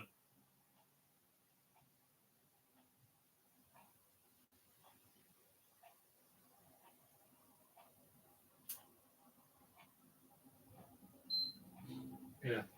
Sorry about that. Yeah, so it does seem like Heather Humphreys, Fine Gael, former Minister of what do you call it? Social Protection, yes. The Heather Humphreys. Does seem like she might be going for Fine Gael, but we don't know. It could be Madeleine Hawking either, the MEP. Oh, sorry about that. Yeah, so hopefully sometime then, yes. But again, as the person over Ryanair, I can never think of his name, the CEO, he said it's the most loosest office in the country. And he's right, there's not much power in the presidency. The only power you really have is to do with legislation. You can't make any political decisions. So we don't know Conor McGregor. The thing about Conor McGregor is, the thing with the Irish president you have to remember is it's a very huge amount of things you need to do. You need 20 members of the Oireachtas. So the Oireachtas is the Dáil and the Seanad. And obviously Sinn Féin's probably going to put forward Jerry Adams, we think. We don't know. But Sinn Féin will put their own person forward, and the Sinn Féin crowd will back the Sinn Féin support. Fine Gael will put their own person in, Heather Humphreys, whoever. Fianna Fáil will put Bertie Heron up. Eli Buck, no, he wouldn't have. I don't think they would willingly. Like, again, you have to remember, along with the senators and TDs you would have, you need to get the backing of local authorities, 4 local authorities. So, take for example, if Eli Buck was going to run, he would have to get the backing of 3 local authorities from the councillors of 3 local authorities and 4 local authorities. There's no way he could do that. And there's no way that members of the Oireachtas would support 20 members. You get what I'm saying? And the same with really Conor McGregor. I don't know, because I think he doesn't understand that. He doesn't really understand that, but maybe he doesn't. I don't know. We see. Uh, because it's a lot of work. You can't just turn up to the presidency and put your name forward.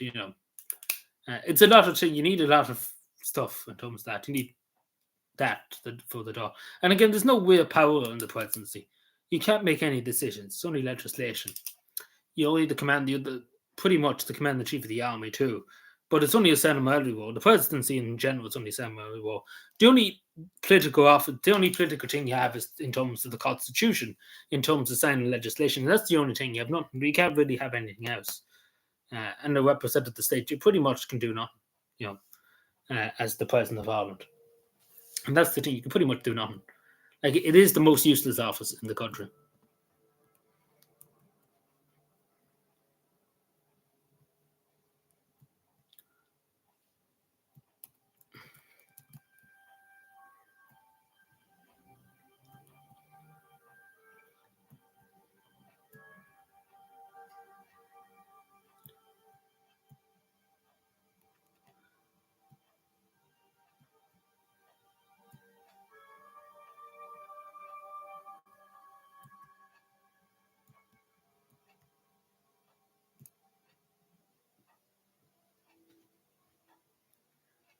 So we should see anyway, because obviously we don't know exactly. Um,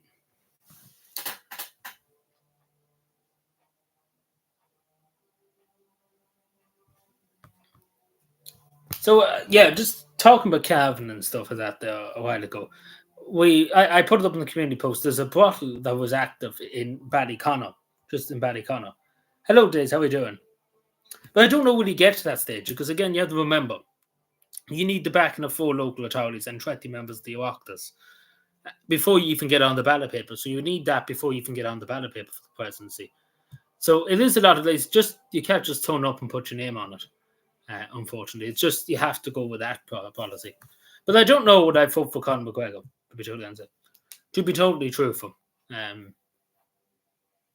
like, he's right in what he said in the United States, but there's other issues I have with him in terms of that, and that's just the thing. But I take it into account when the time comes, when he gets on the ballot paper and that. I think about it, because they have to question some of it too, in terms of what he did, in terms of that. Go for who knows? There's probably other people, but again, the majority of these people would be rich people. Like we've seen the last time the presidential election was pretty much Dragons Den. Everybody was on Dragons Den. They're all celebrities. Like, no only Joe goes from the presidency, pretty much. So there was a brothel operating in Ballyconnor, and we had a Brazilian fellow who graced us with our presence in terms of trafficking girls to perform sexual acts on people, and obviously many other cases. And obviously he's been jailed for 9 years. He should probably be sent home, to be totally honest, and told never to come back. So pretty much, again, there's other brothels in Cavan, the girls. I don't know why they decided to do something about this. But thankfully they did, and I won't give the state any grievance to see they did what they did, and I'm happy that they did what they did. But the other brothels should be raided in Cavan too, and these people should be deported. That's operating these brothels, and the managers of this should be deported, because the majority are foreign nationals and they have no business in this state. They're causing trouble in this state, and should be sent home. No word about it. Well, you were a customer, no, and it wasn't a customer.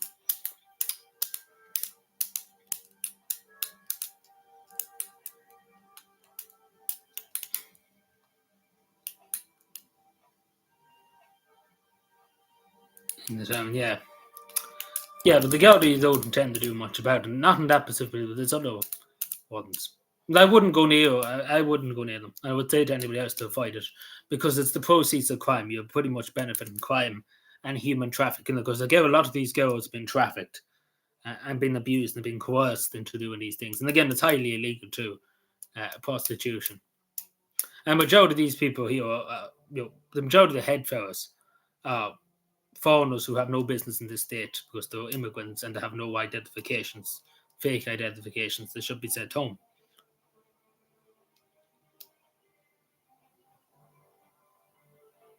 Yeah, well, we see when the time comes, but it's the things that he's been accused of.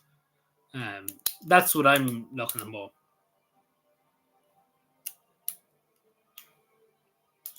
It's a funny law, but still at the same time, I'm sure you would agree, forcing women, trafficking them to Ireland, force them for, and forcing them gets their will to stay in a place or threaten to abuse them and stuff like that. Because this is what this fellow was doing. He was pretty much trafficked these girls into Ireland, and made them work for him, but by threats of violence, intimidation.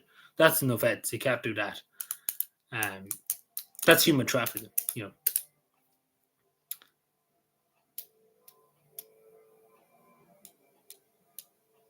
Yeah, you can get in trouble with a higher one too. Yeah, you can. Yeah. But it is a moral too, not even the criminal element. It's in terms of morality too. In terms of treating people like objects, in terms of that. That's the thing too. It's the question of the soul in a way too.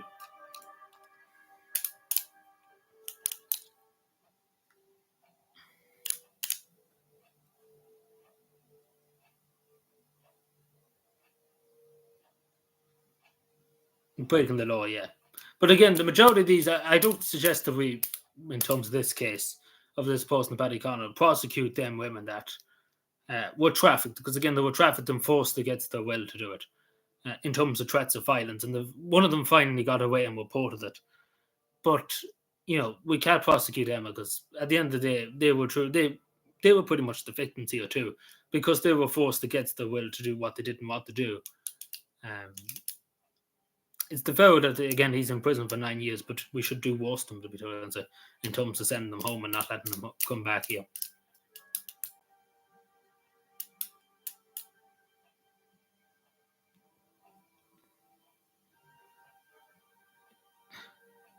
Yeah, well, you can't buy stolen goods. It's the same with handling stolen goods. You're not allowed to handle stolen goods.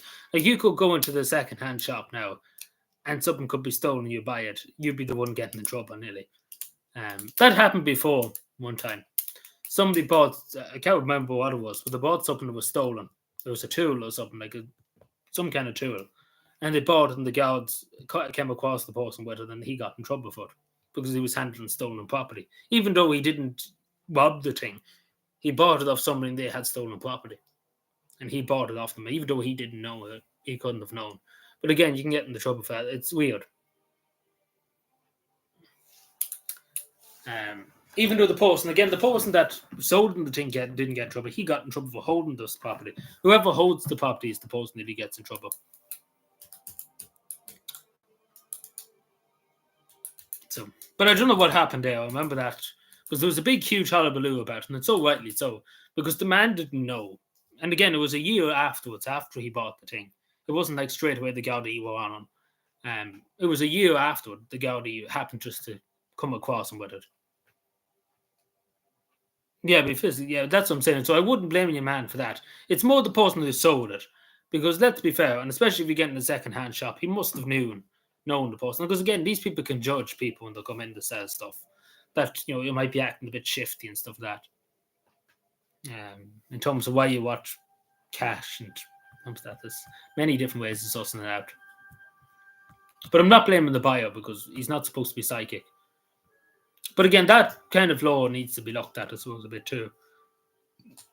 But if you obviously if you're willingly buying stolen property, and it's stolen, you should be prosecuted because you willingly know you're buying it.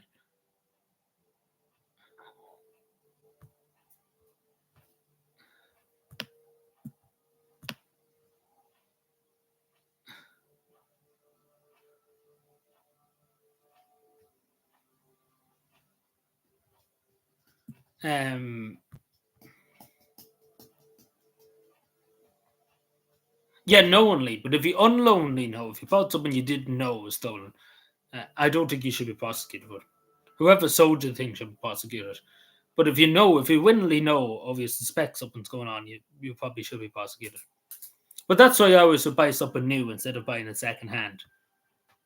Because you just don't know. That's the risk you're taking. You just don't know.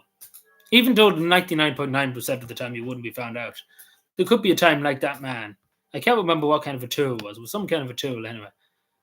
You could just be fucked. Yeah, somebody with a TV license gets in more trouble. That's true. Yeah, yeah, pretty much. You can do that too. But yeah, I don't know. But the Gaudi probably be like, yeah, well, how come? Then they probably would suss it out. In terms of that. Oh, this fellow is their enemy. He hates this fellow. Very peculiar. And you say you gift it as your present. You know, they'd be like, hmm. That's what I'm saying. You're just going to use your sixth sense then and put two and two together, and you're like, yeah, there's the answer. You know. But again, it's the Gaudi you're dealing with. They just kind of do whatever to get the job done, and to fill up the report easily enough.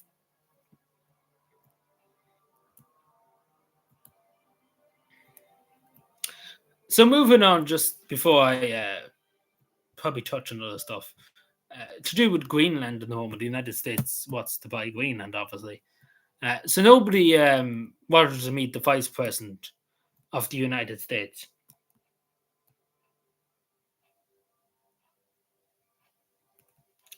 When he went to Greenland.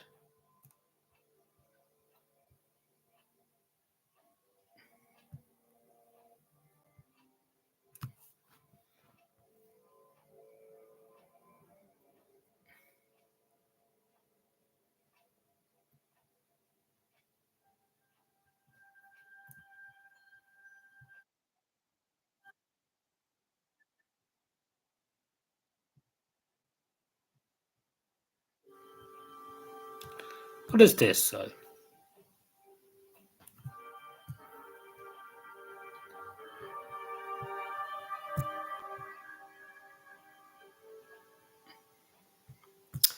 Um,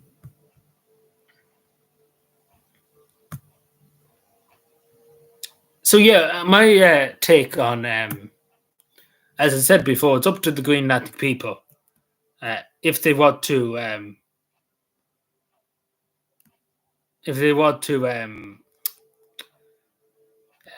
sell the country or want to become independent or whatever they want to do. Uh, you know,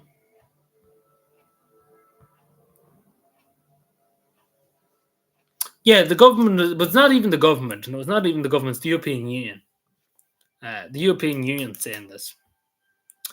The EU is not the Irish government. So it's not. It's not the Irish government. Like it's recommended in other countries around the world.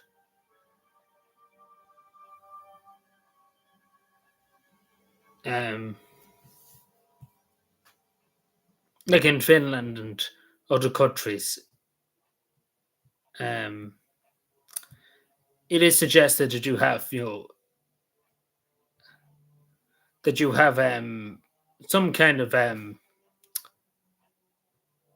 some kind of supply ready in case of emergency, tsunami, whatever.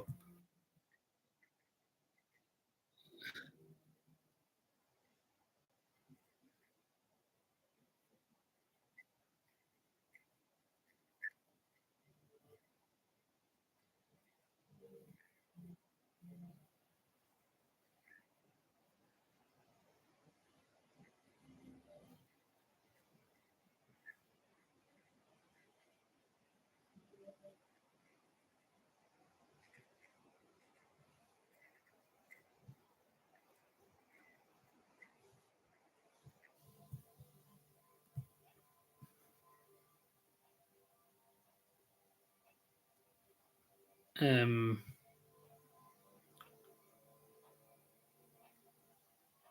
so no, it's not. Like I do think some people should. Like I have a few things left to say, a few cans and stuff like that. Just in case and stuff like take for example the storm. Take for example, just to have extra food that won't go off in terms of canned food that won't go off. Um, for times like that, acts of God, stuff like that. But I don't think we're going into World War Three. I think things have de-escalated a good bit compared to what they were before. Things have de-escalated in terms of war, etc., etc. Like even though the European Union and some other countries are banging on the drums, um, it's de-escalated a lot more. The wars of tension and stuff are de-escalated a lot, um, which is good. There's not much as fear as there used to be about a war.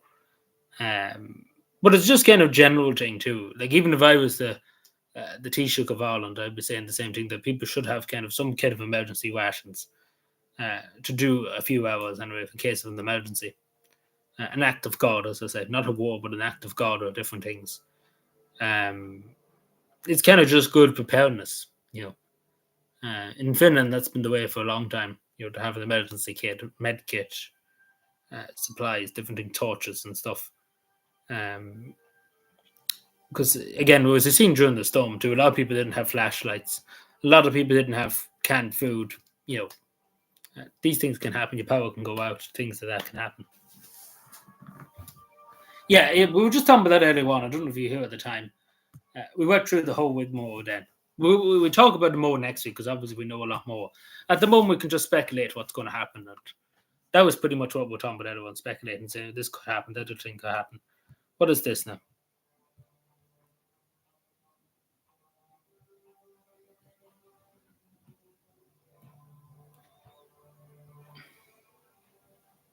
Batteries, yeah, of course, to for radios. Like I couldn't tell you. I talked about this just after the power went out. So I can't tell you the amount of people who have bought radios that require batteries instead of having radios that are plugged in and stuff. Like people have gone mad buying them.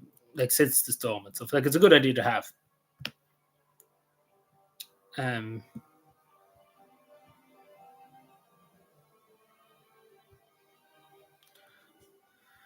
um,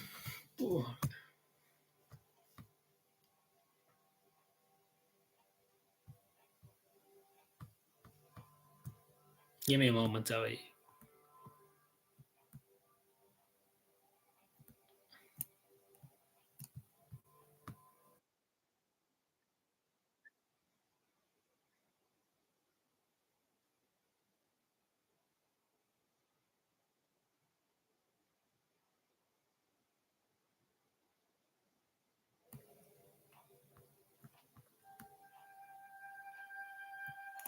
Also, there's a thing going fire at the moment in the United Kingdom.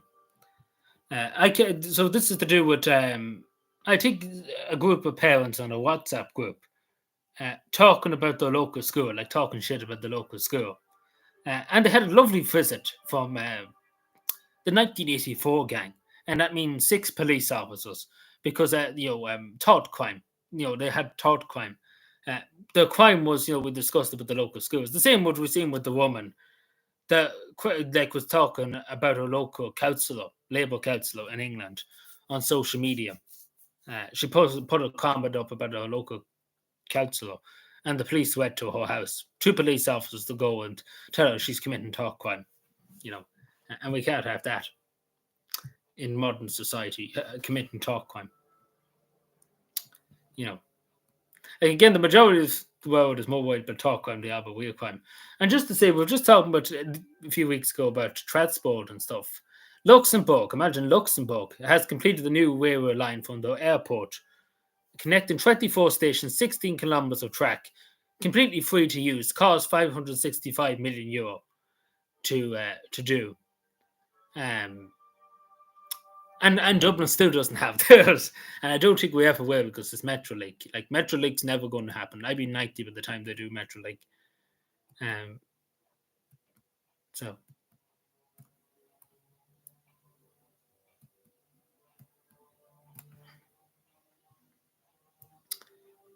90.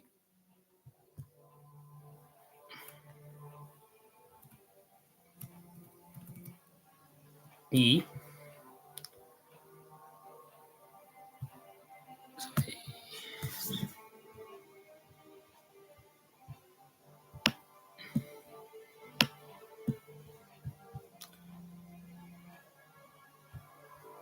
Sorry, give me a second.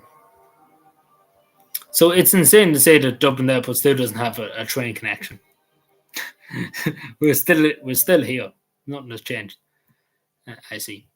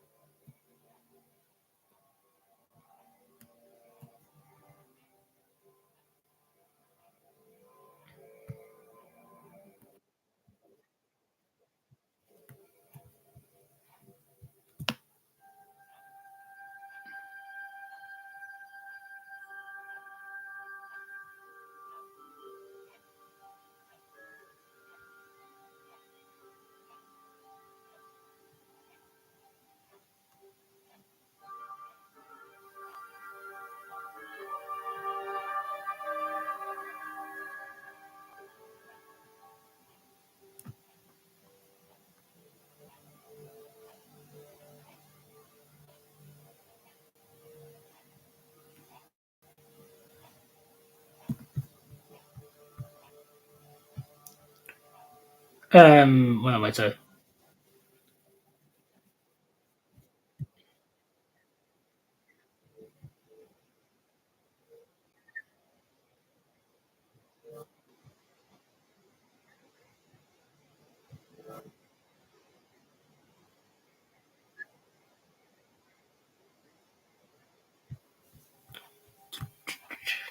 Sorry, I'm tricking about again. Um, just looking for this other thing that I was going to talk about. See, it's all just looking for stuff, you know. And then when you're not looking for the thing, it's everywhere. Like I swear to God, half the time I do not be looking for something. It's literally right in front of me all the time. And then when I actually go looking for the thing, it's like finding Wally. It's insane. Like I think it's just insane when you really, really think about it.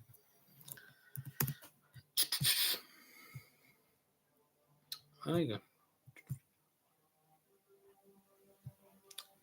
go. Where in the name of God do I have it?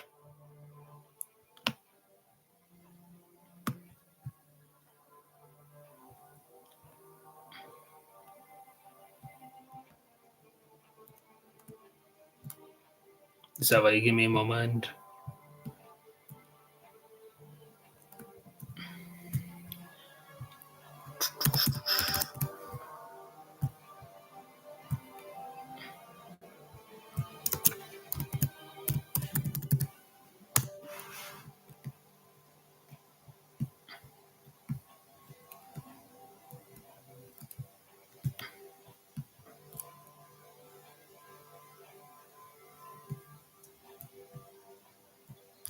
Hmm.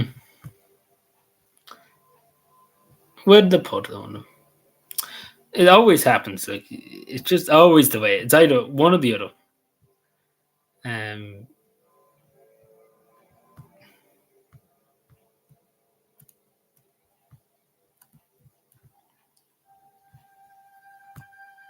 Give me a moment. Sorry, I try and find it. See, I'm determined then to find it. Who, which, what? Sorry, my internet goes down. People go bananas. Make sure. Yeah, like people go bananas nowadays if the internet goes down. Like we are too reliant. Like it's a society on the internet and stuff. Like you see nowadays, everything's online. You have to have a connection to the internet to do, and it's all too technology wise. But that's the way the world's going, unfortunately. Sadly.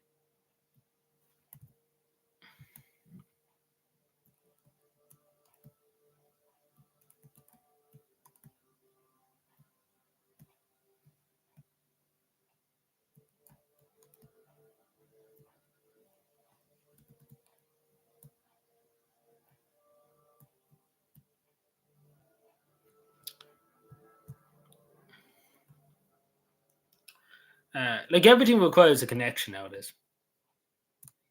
Like we're losing the human element. It's all AI stuff nowadays, and trying to do this and then do that. You know,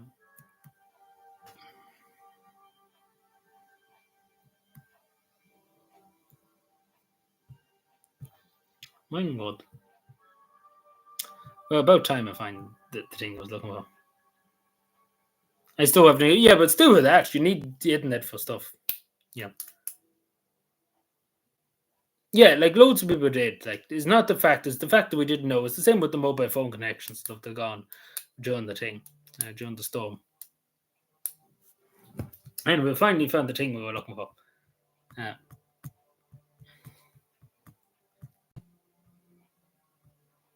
uh, so I put this up in the community post earlier on.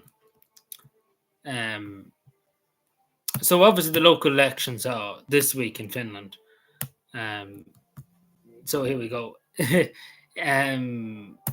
Democrats in Tapui. Now the election is extremely close. This is for the mayor of Tapui. Um, so it's a very, very close. It is very, very close election in Tapui. And when the Thomas election for the mayor, the other local elections around the country in Finland are not going well. That's why for the True Finns. Um, so it's not the True Finns, it's the National Coalition Party and the Social Democrats. They pretty much are neck and neck. It's 23.1% for the Social Democrats, and it's 32.9% for, it's pretty much 0.2% difference in the polling. So it's pretty much literally, and it could go anyway. So it's literally the biggest thing at the moment in Finland, because it's hard to know. But yeah, a huge amount of people, ton of people. Weekend only about 5 people turn up because why would anybody turn up to see Wika and the True Finns? So quite literally, hundreds of people came to take selfies and stuff, and people literally came from all around Finland to see it. Like, it's quite insane to see it, to see the difference. Like, everybody turned up out of the hilltops, and this was just not even the crowd. Behind this too, there was more people. Like, it's insane. Over 2,000 people or so. Like, it's insane. And especially because she went 3 hours. She literally went after the speech for nearly 2 hours. She was there for 3 hours and literally shook hands with everybody and took photos and stuff. And Wika, as soon as Wika's finished speaking, she's running away because people were asking her very tough questions. It just kind of goes to show you, this is the man that's the Social Democrats. Coincidentally, the whole Sanna Mauen and this fellow, the probably will be the mayor of Tampere. The two of them were elected to the parliament at the same time for the same constituency. So obviously very good friends, of course. But the National Coalition Party and the Social Democrats, it's going to be, could go either way, but a huge amount of talk about it, but yeah.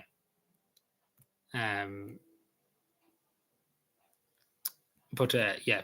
But the funniest thing was, Sanna Mauen was handing out red roses like at the thing, and the roses ran out, and then the coffee ran out. And the thing about Finnish people, you hear that because they take the most coffee in the world.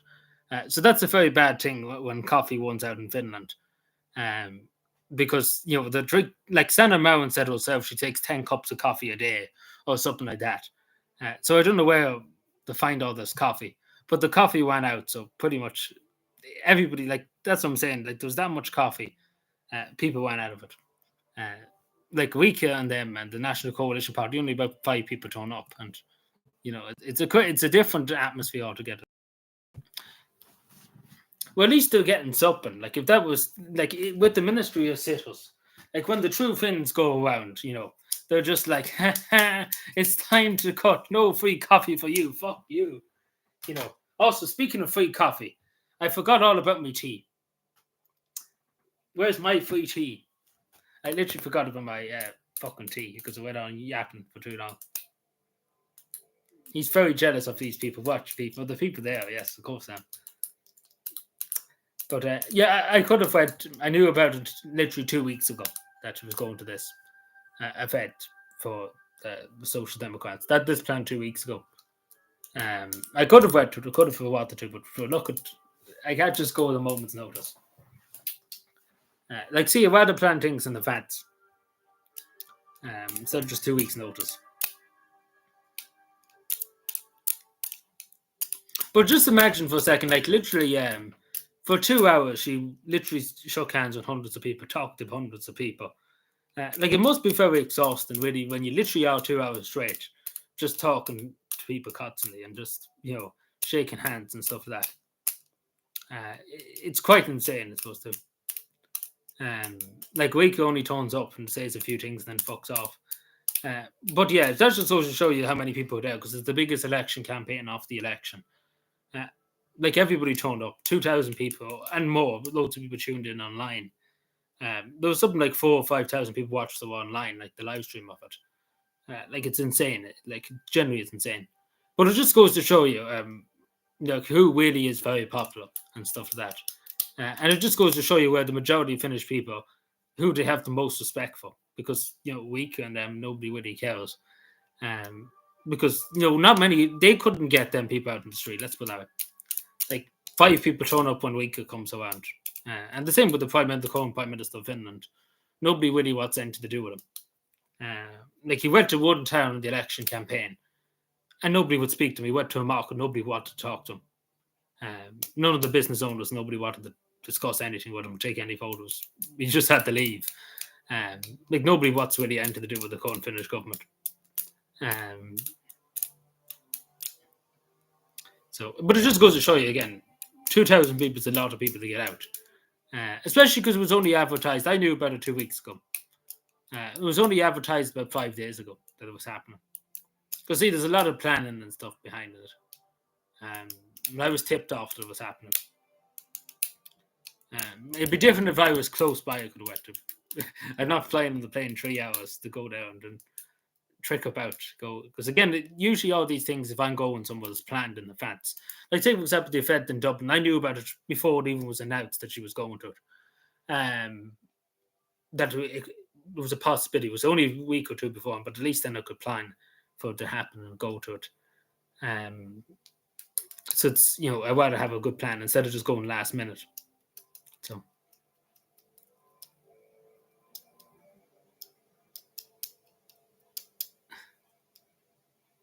yeah, the most tea, but Finnish people do consume the most coffee. Like it's ludicrous. Like you should be there with me. It's ludicrous how much coffee and stuff they have over there. It's absolutely ludicrous. Like everywhere there's coffee and people drinking coffee. Like Sandra Brown herself said she takes 10 cups a day. Like imagine 10 cups a day. Like this is strong coffee too. They would knock you down probably. Um, like Finnish people taking a ridiculous amount. I think it's something like somebody done the maths. I think it's nearly like 3,000, 4,000, something like 5,000 or something like that cups of coffee every year. Like it's insane. But I suppose they need it for energy and stuff like that because it is very cold there and stuff. Well, not now, but back a few weeks ago it was very cold and then dark and stuff. But it's literally insane, you know. Whatever about tea, but it's insane. Like tea is not that popular. Like I went into many shops, no, not shops, but restaurants and stuff, and they were saying, "Do you want green tea? Do you want this tea? Do you want the other tea?" There's so many selection of tea. There's not just only tea. There's hundreds of teas, and the same with coffee. There's this coffee, there's that coffee, there's the other coffee. Um, Insane stuff, really. When you really think about it, especially because the majority of people for only a cup of tea, they can only cup of tea and only English tea, as they call it. It's about €5 for just an only cup of tea, and then coffee is about the same, €6, something like that. Like it is dear enough, like, but what do you expect when you're in the Nordic countries, or the Scandinavian countries, whichever way you want to phrase. I know some people phrase it a different way, but anyway, it just goes to show you, who people want back. Let's put it that way.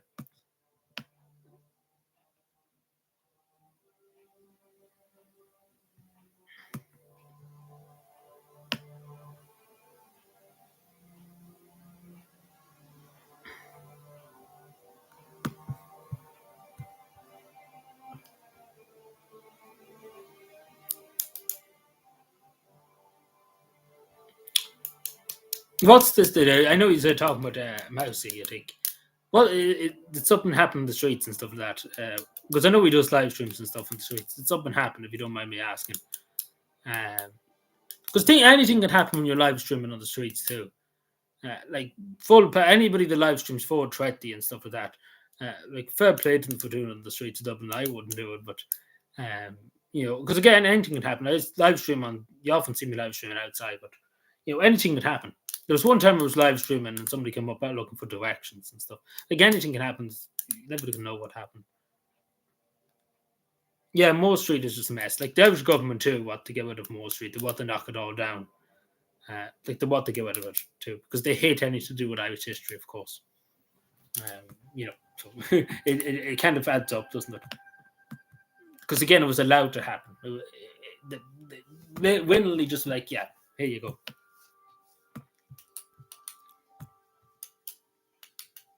Oh, Woodtrim, right. I didn't see that now, but probably come across it at some stage.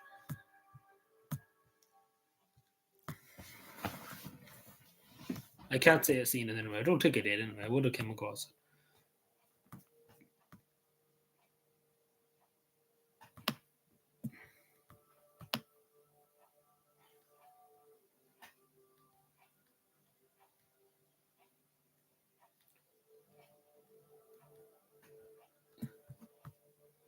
Where am I now, though?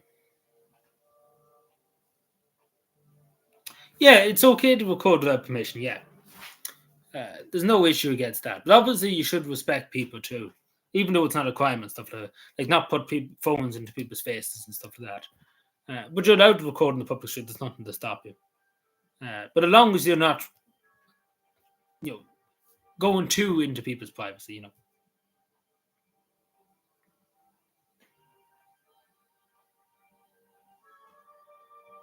Like there's no problems with recording in public. You're entitled to record, but anything can happen. That's what I'm saying. You never know who you can come across. That's I suppose that's my point in what I was saying. Which can you often see other YouTubers just go around their local towns.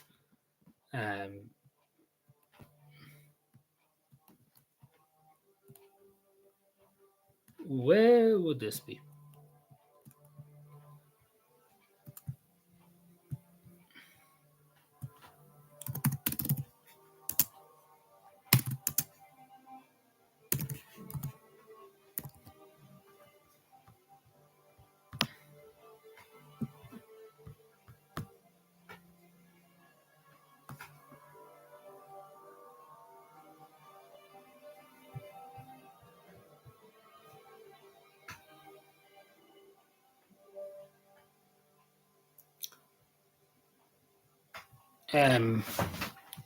So just want to briefly touch on this. I know it.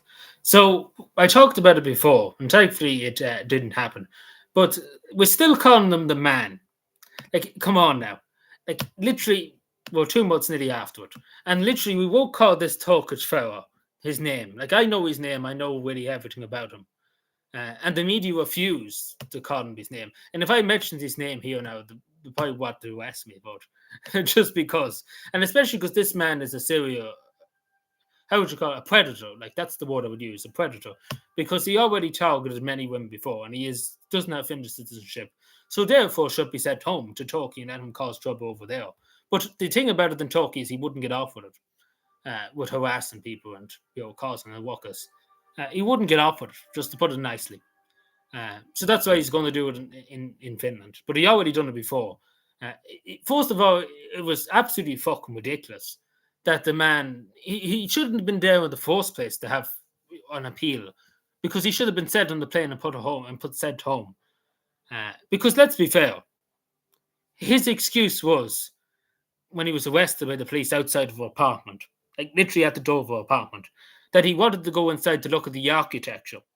And him unemployed and stuff. I wouldn't mind if he was a designer and liked the architecture or something, but him unemployed, And then many people corroborating the scene him, and it's insane. But again, the fact of the matter, he only has residency permit. He doesn't have a full citizenship. Therefore, he's been no benefit. He's a door scratcher. He's a burden on the Finnish state. He's caused trouble. Therefore, should be sent home. There's no arguments about that. That's what they should be doing here. They should be saying, when's the nearest, what plane is going? We can put this man on the plane and send him home, and he's never coming back. Because again, next January, the same crack is going to happen again. Well, this will be a media frenzy again. Like, it'd be literally just a cycle repeating itself. Because the best solution would send this man home.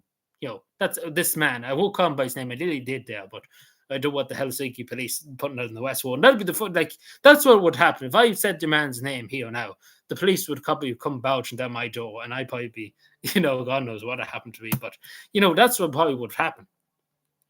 Because let's be fair, it is a bit fucked up. Like, everybody, even people that are literally extreme true Finns, let's put it that way, have said that it is very fucked up that to have Sanna Marin's picture here and not the person that's caused the whole issue.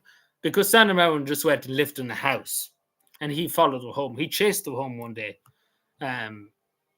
So why is her picture here, not the man's picture? It's beyond belief that the media will go to such an extent to protect a scumbag that has been nothing but trouble for the Finnish state, and it's been a burden on the Finnish taxpayer. And it's the truth, and regardless of what anybody would say, it is the truth, because this is not his first offence of doing this. He's already done it. He threatened to kill a child and a woman before, and he stalked another woman. So we have a serious offender, a women abuser, and no word from the true Finns about sending this man home. Where is Wika? Where is those sitters? Because the sitters should be going rapid here. Like, his Wesley Pullman should be cut. Into bits and sent home.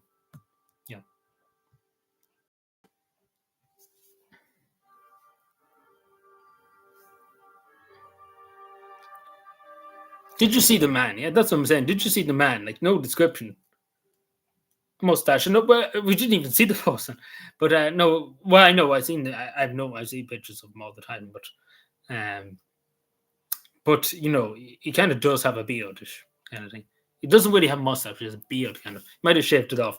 He's in hiding anyway at the moment. He's afraid to walk the streets, which we should be afraid. To be totally honest, but totally, I guess I say the best solution, send them home. So was that let the Turkish authorities deal with them. But again, this is the thing. I have no sign of Wolf coverage or no sign of Ivana Bacik. You think they'd be coming out and saying about it? Where are they? There's Ivana Bacik and that protect women. You hear it every day of the week, but very quiet all of a sudden about it.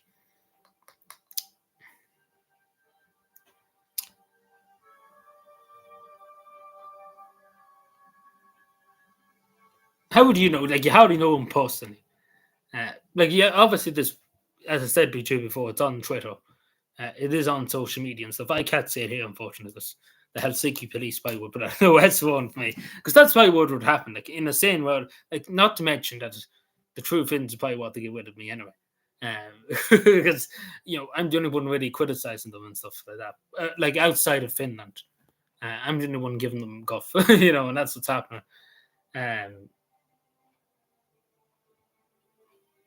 Oh yeah, I seen that. Yeah, but not the Irish Slimes. It was other people too, other media outlets too. Along with this, it doesn't make any sense. But nobody asked these questions again.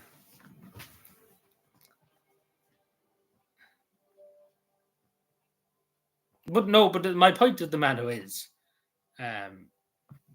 where are they? Like, this is like anybody, nobody can really argue. Like, that's the Sanna Marin is the pretty much the woman of the decade in terms of politician in Europe. There's no doubt about it. There's nobody that can really argue against it. Especially, let's put it this way. What I just showed you earlier on, there's no Irish politician, there's no Taoiseach that can get 2,000 people onto the streets, along with loads of people watching them online in a campaign speech. There's not a hope of any Taoiseach. No Irish politician can do it either. Not many even European leaders could do that. So where were Will Coverture and where was Ivana Bacik and where was everybody else? Where's Mary Lou? You think they'd be saying this is outrageous? Because it is outrageous, and it's happening here, unfortunately, too. That we're more worried, we're more focused on the victim. And obviously, of course, it's important to focus on the victim of a crime. But at the end of the day, it's the person who caused the crime in the first place. That's the person we should be looking at in terms of the media. I'm sure you would agree. Because at the end of the day, if somebody attacks a woman on the street, unprovoked, take for example, just randomly, the woman is just on the street, walking down the street. This person has decided, for whatever reason, to attack this person. And the media are more worried. The woman was on the street going to this place, and she's from here, and she's from there, and she does this. And we should be more worried about why a man was allowed in society. Say, for example, he was out in bail. We're more worried about. We're just worrying about entirely other problems that shouldn't be worried about. We should be more worried about why this man was out in bail in the first place and done this. That's my point, I suppose. He should be set back. Like, I've argued that very strongly. Because next January, it's going to be the same charade again. I'm sure you remember when I talked about it. There was a big fucking media sensation over it. Like, that, but 50 reporters, like more than 50, 60 or 70 reporters in the courtroom. And they all blacked his face out, and they were all more worried about the victim, than they were about the perpetrator. And they didn't say boo about the perpetrator. And it was just all a big fucking charade. And that's really what I think of it.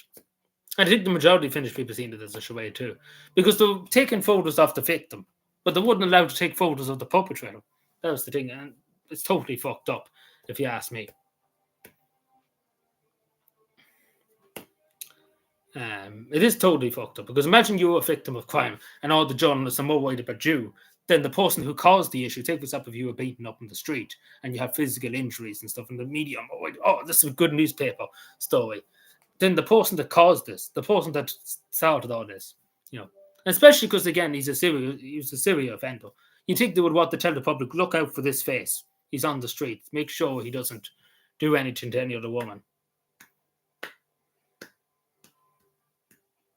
Which turn off which location? Which what? Turn on mobile data and location? Why? The Finns, I always knew they'd come for me. But yeah, not to mention the True Finns. I'm sure people have seen the community posts. The True Finns, literally every one of them at this stage is some way of poking the law. So that might explain why your man hasn't been said home yet, because all of them are literally in trouble with the law many times over. Like, it's insane to see some of these people. You know, it's insane. Like, it's ludicrous when you really look at the community post, because literally every day of the week there's somebody that's literally been like serial offender, and they have the same week. Listen to this week; it's nearly the same as Micheál Martin. I remember Micheál Martin saying about the Gardaí being fettered. He was like, "What does fetting actually mean? What does fetting actually mean?" So week is like that nowadays. We don't fet anybody; we'll just let anybody in off the street, and that went well because half of the party are convicted criminals, like for serious offences, not like just, I don't know, breaking a stoplight or something like that. Serious offences, serious offences. I'll show you now. Like, this is just what's been reported. Probably more than what we say, because it is ludicrous. Like, this is only one party. Like, it is ludicrous. But we have to remember the one thing I keep saying about Wika and stuff, and the thing that has people have to keep in their head, is that Wika said before, empathy does not belong in politics. So she has no empathy for anybody, pretty much what I'm trying to say. So she just doesn't care. Because she generally doesn't give a shit. Like, it wouldn't surprise me now to come along now and put the man, because I can't say his name, like, into a political office just because, why not?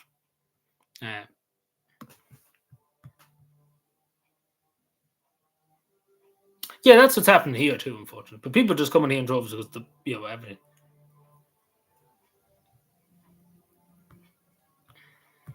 I don't have many apps either, Tony. I'm the same as. Now, as I was just saying, the thing I used is this fella here. It's a hardened tax evader. He's banned from owning businesses. He's banned from even investing in businesses because he was a crook. And he's literally been involved in every money laundering scheme and stuff. And he's one of the True Finns. Yeah. And then he ran a company during his business ban too. So yeah, Wika was giving out fuck on, well, not fuck, giving out fuck, but getting shouted at. Yeah, Finland's debt is not too good. Let's put it that way. Even though they said they get rid of the debt. So this is the National Coalition Party. This is the other party in the government with the True Finns. And now he's a candidate who's campaigning on safety. And then threatened to kill a woman with an airsoft gun. Great stuff. Another True Finn stabbed a woman in the middle of the street. Just because, why not? A woman in her 60s. And the True Finns decided to keep him on as a manager because he was young at the time. We could go on and on. I will agree with Wika. The one thing I will agree with the True Finns on is to do with this Finnish citizenship. Now, it is one of the hardest citizenship to attain in the world. It's 15 years have to be in the country. So the Finnish government are changing it now that you will not get Finnish citizenship if you're on an unemployed benefit. So basically, you have to work for it, which I agree with. It should be the same here. It should be the same in every country, any reasonable country. There's no doubt about it. So, yeah, pretty much the party secretary, the True Finns, said there's no background checks at all done. So anybody can walk in off the street. So I can run for the True Finns. It sounds great. So, yeah, this is even worse again. This True Finns candidate was a background of criminal membership of an organisation that's illegal and a rape conviction of a young woman. And he was and he's still a candidate for the True Finns. Great stuff. Because it makes sense. And obviously, this goes on and on and on.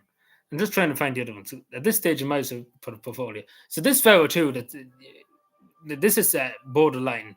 We probably should be arresting this fellow. According to Finns County, material that spills in child abuse produced using artificial intelligence should be allowed. But this is the thing: if you give them an inch, they take a mile. So if you allow them to do this, even though we're in the name of God, who actually sat down? Like, imagine this fellow actually thought about this and sat down and thought about it, and then actually said it that we should do this, even though people can't afford the basics in Finland because of the cuts. And then the next thing they'd be saying we should be allowing child abuse. Like, Peter Thatcher must be talking to this fellow. And then obviously India with the 1 billion tons of coal because Irish people, where is this? Yeah. Sorry, I can't see in the comments. Where is this yoke?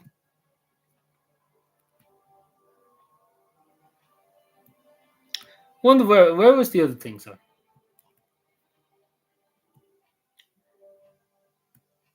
There was more of this, but I can't remember what it is. Where the fuck would have sorry. Oh yeah, well, this is the other thing. Oh yeah, this is the sexual abuse, child sexual abuse, even worse. And again, he's a candidate for the Finns party, the true Finns, may I say. Where is the other thing, sir? Like you get it. I would go spend all day. Yeah. Hello again. Yeah, like it's not just one case; it's many cases. That's what we know about.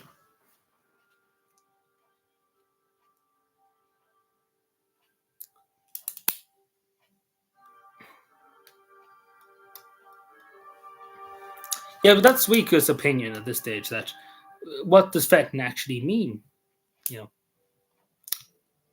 So what she says.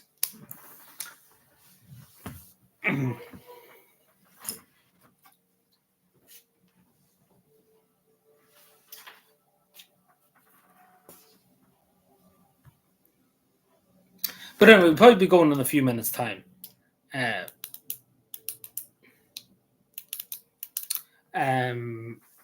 So I do have something to show you before I go.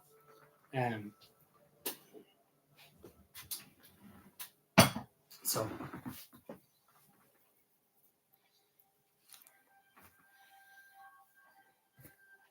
there's no information on that. Just making sure there's no information. So is there anything else anybody wants to ask me before we go for tonight? Before I show you this thing too. So I probably should have showed you this. I didn't show it for the last few days. I probably should have put it up on the community post. I kind of dragged my feet on it for a few days. I'll explain why in a second too. Just give me a second.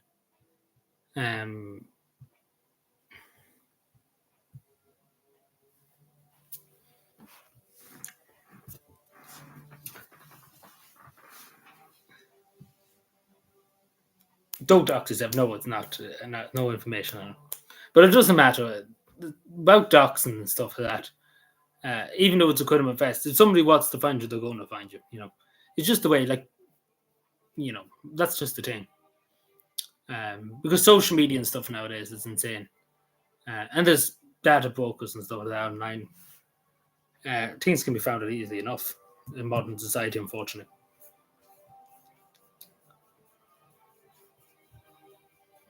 Yeah, no bother, Daisy. Thank you for being here. We chat again.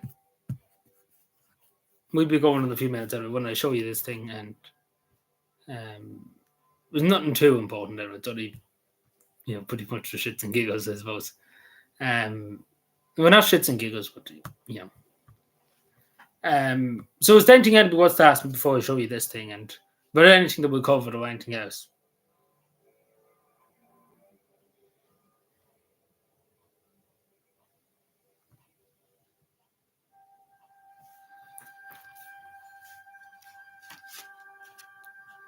I wait. Yeah, we might wait a second or two. So yeah, is there any other questions before we go? Because no point to ask me when I'm just about to show you this. This thing and that thing, the other thing.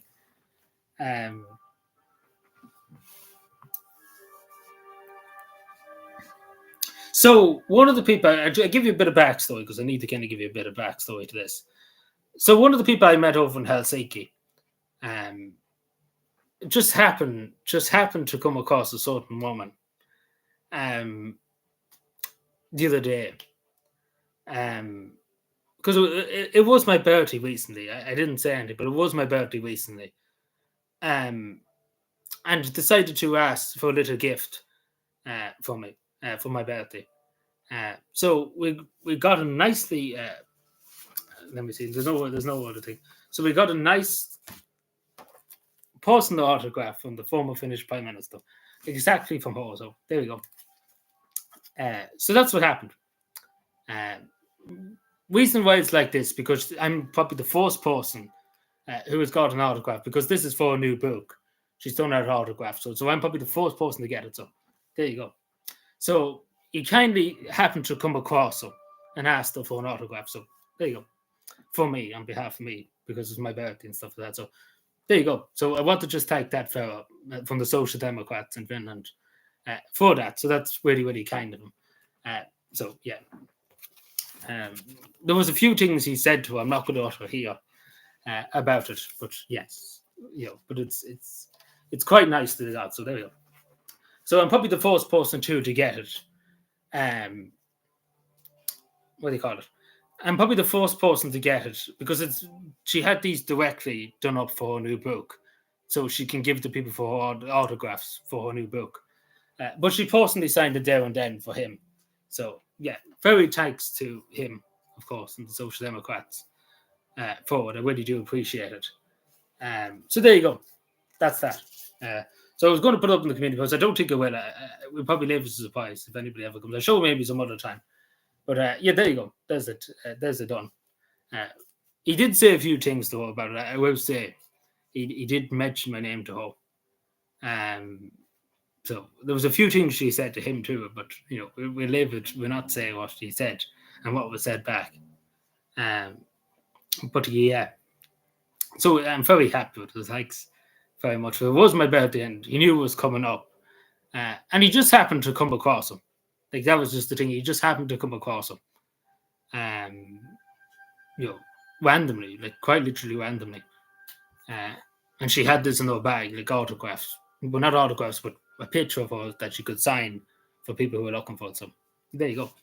So there you go. I put this back safe. So a nice big envelope, and of course my salary, of course, too, for shilling for Santa Mountain, of course. So there we go. Ooh, I need to put it back in here. Yes, I am 22 now, yes. 21, and GC called me younger. Yeah, but it was my birthday recently, yes. A good few days ago, yeah. See, I got this a day before my birthday, yeah. I was going to say about it, but I said I probably shouldn't. What she said, well, let's put it this way. He said to her about me, well, pretty much, let's put it this way. I don't know what kind of to tell you about it, but you'll probably see in the future. That's what I. Let's put it that way. We're not saying much more, but you'll probably see something in the future about it. How does that sound? I not give too much away. Let's put it that way.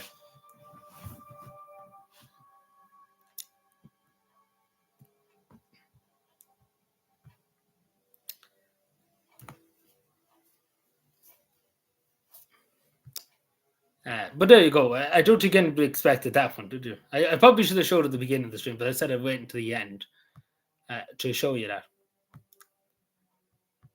But I was pleasantly surprised because I didn't know he was doing that. Or he came across him to ask her for it. So there you go. The more you know, let's put it that way.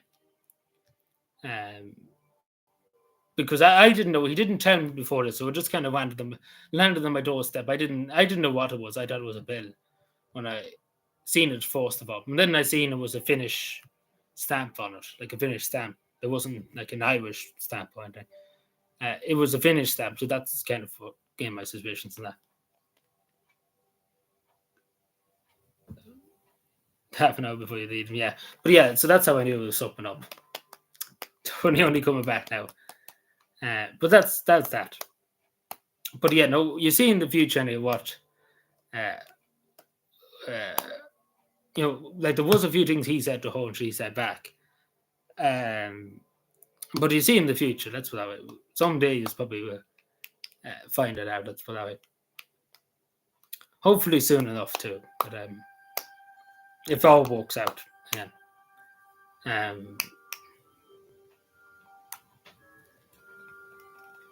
Yeah, well, the only thing I could say about the fellow I know, I met him over when I was in Finland. I knew about him before. He's part of the Social Democrats. So Santa would have knew him because he was in the Social Democrats. He was quite high enough too in the Social Democrats and the Helsinki branch of the Social Democrats. So he's pretty much a part of the Social Democrats. What I'm trying to say. So literally in whole party too, but not whole party. Well,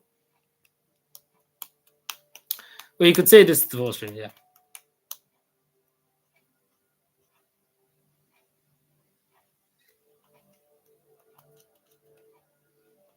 So yeah. So there you go. Whatever. But I did get a big surprise because I wasn't expecting it.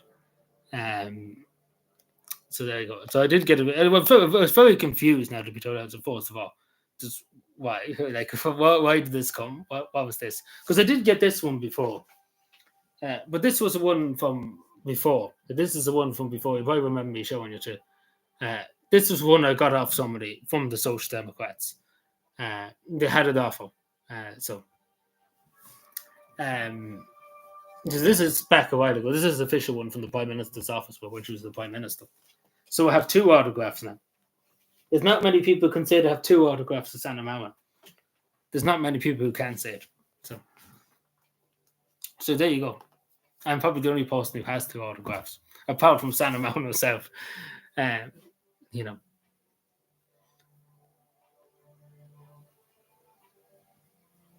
I'm taking drugs. Very good.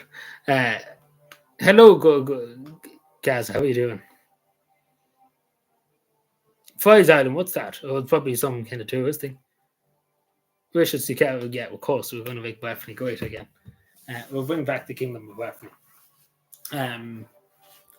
But yeah, is there any questions or anything before we go? So, but I was very confused when I first got, and then I found out the story because he didn't tell me before. He didn't tell me. It just kind of turned up, and I contacted. I didn't contact him. I contacted another person that I knew over there because I didn't know, how it happened, and I was told about it. That kind of it made sense then that they knew my birthday was coming up, and it just happened to come across, and she happened just to be in Finland at the time. So it was just kind of a coincidence. That it all kind of worked out. It all kind of worked out in the end that way.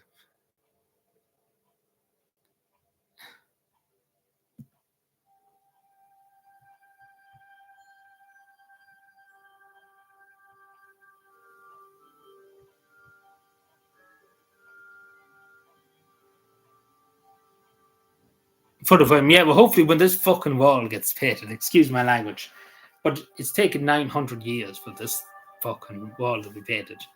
Yeah, but the plan is for that one, not the other one. The plan is for that one, the one I got, because I think it's a lot more clearer, that one, than the other one. The other one's a bit smaller. This one's a bit bigger. So the plan is to put it here somewhere, but it has to be painted first. No point putting a frame up now and it's doing. Hello, Greenface. How are we doing?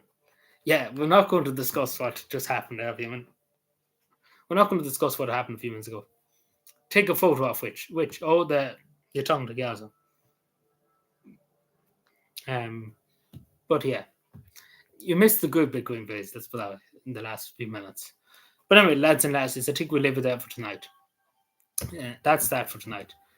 I don't think I put it up on the community post. I might show it some other time, but the people will see it eventually when it goes up there. Let's put it that way. But anyway. Did you see what? No, do you know what? Living in suspense. How does that sound? We live in suspense. But anyway, thank you, everyone. Enjoy the rest of your night. I appreciate you for being here. We know it was a good bit of a long live stream. So I do appreciate this, and I talk to you hopefully Wednesday. No, we do it next stream. How does that sound? We show it next stream because I've put it literally back now, and it's in the press there, and I don't want to kind of take it out again. But yeah, we'll leave it there for tonight. I will show it next stream, still way. I showed it before in case anybody didn't see it. So yeah, thank you, everyone. Enjoy the rest of the night, and goodbye.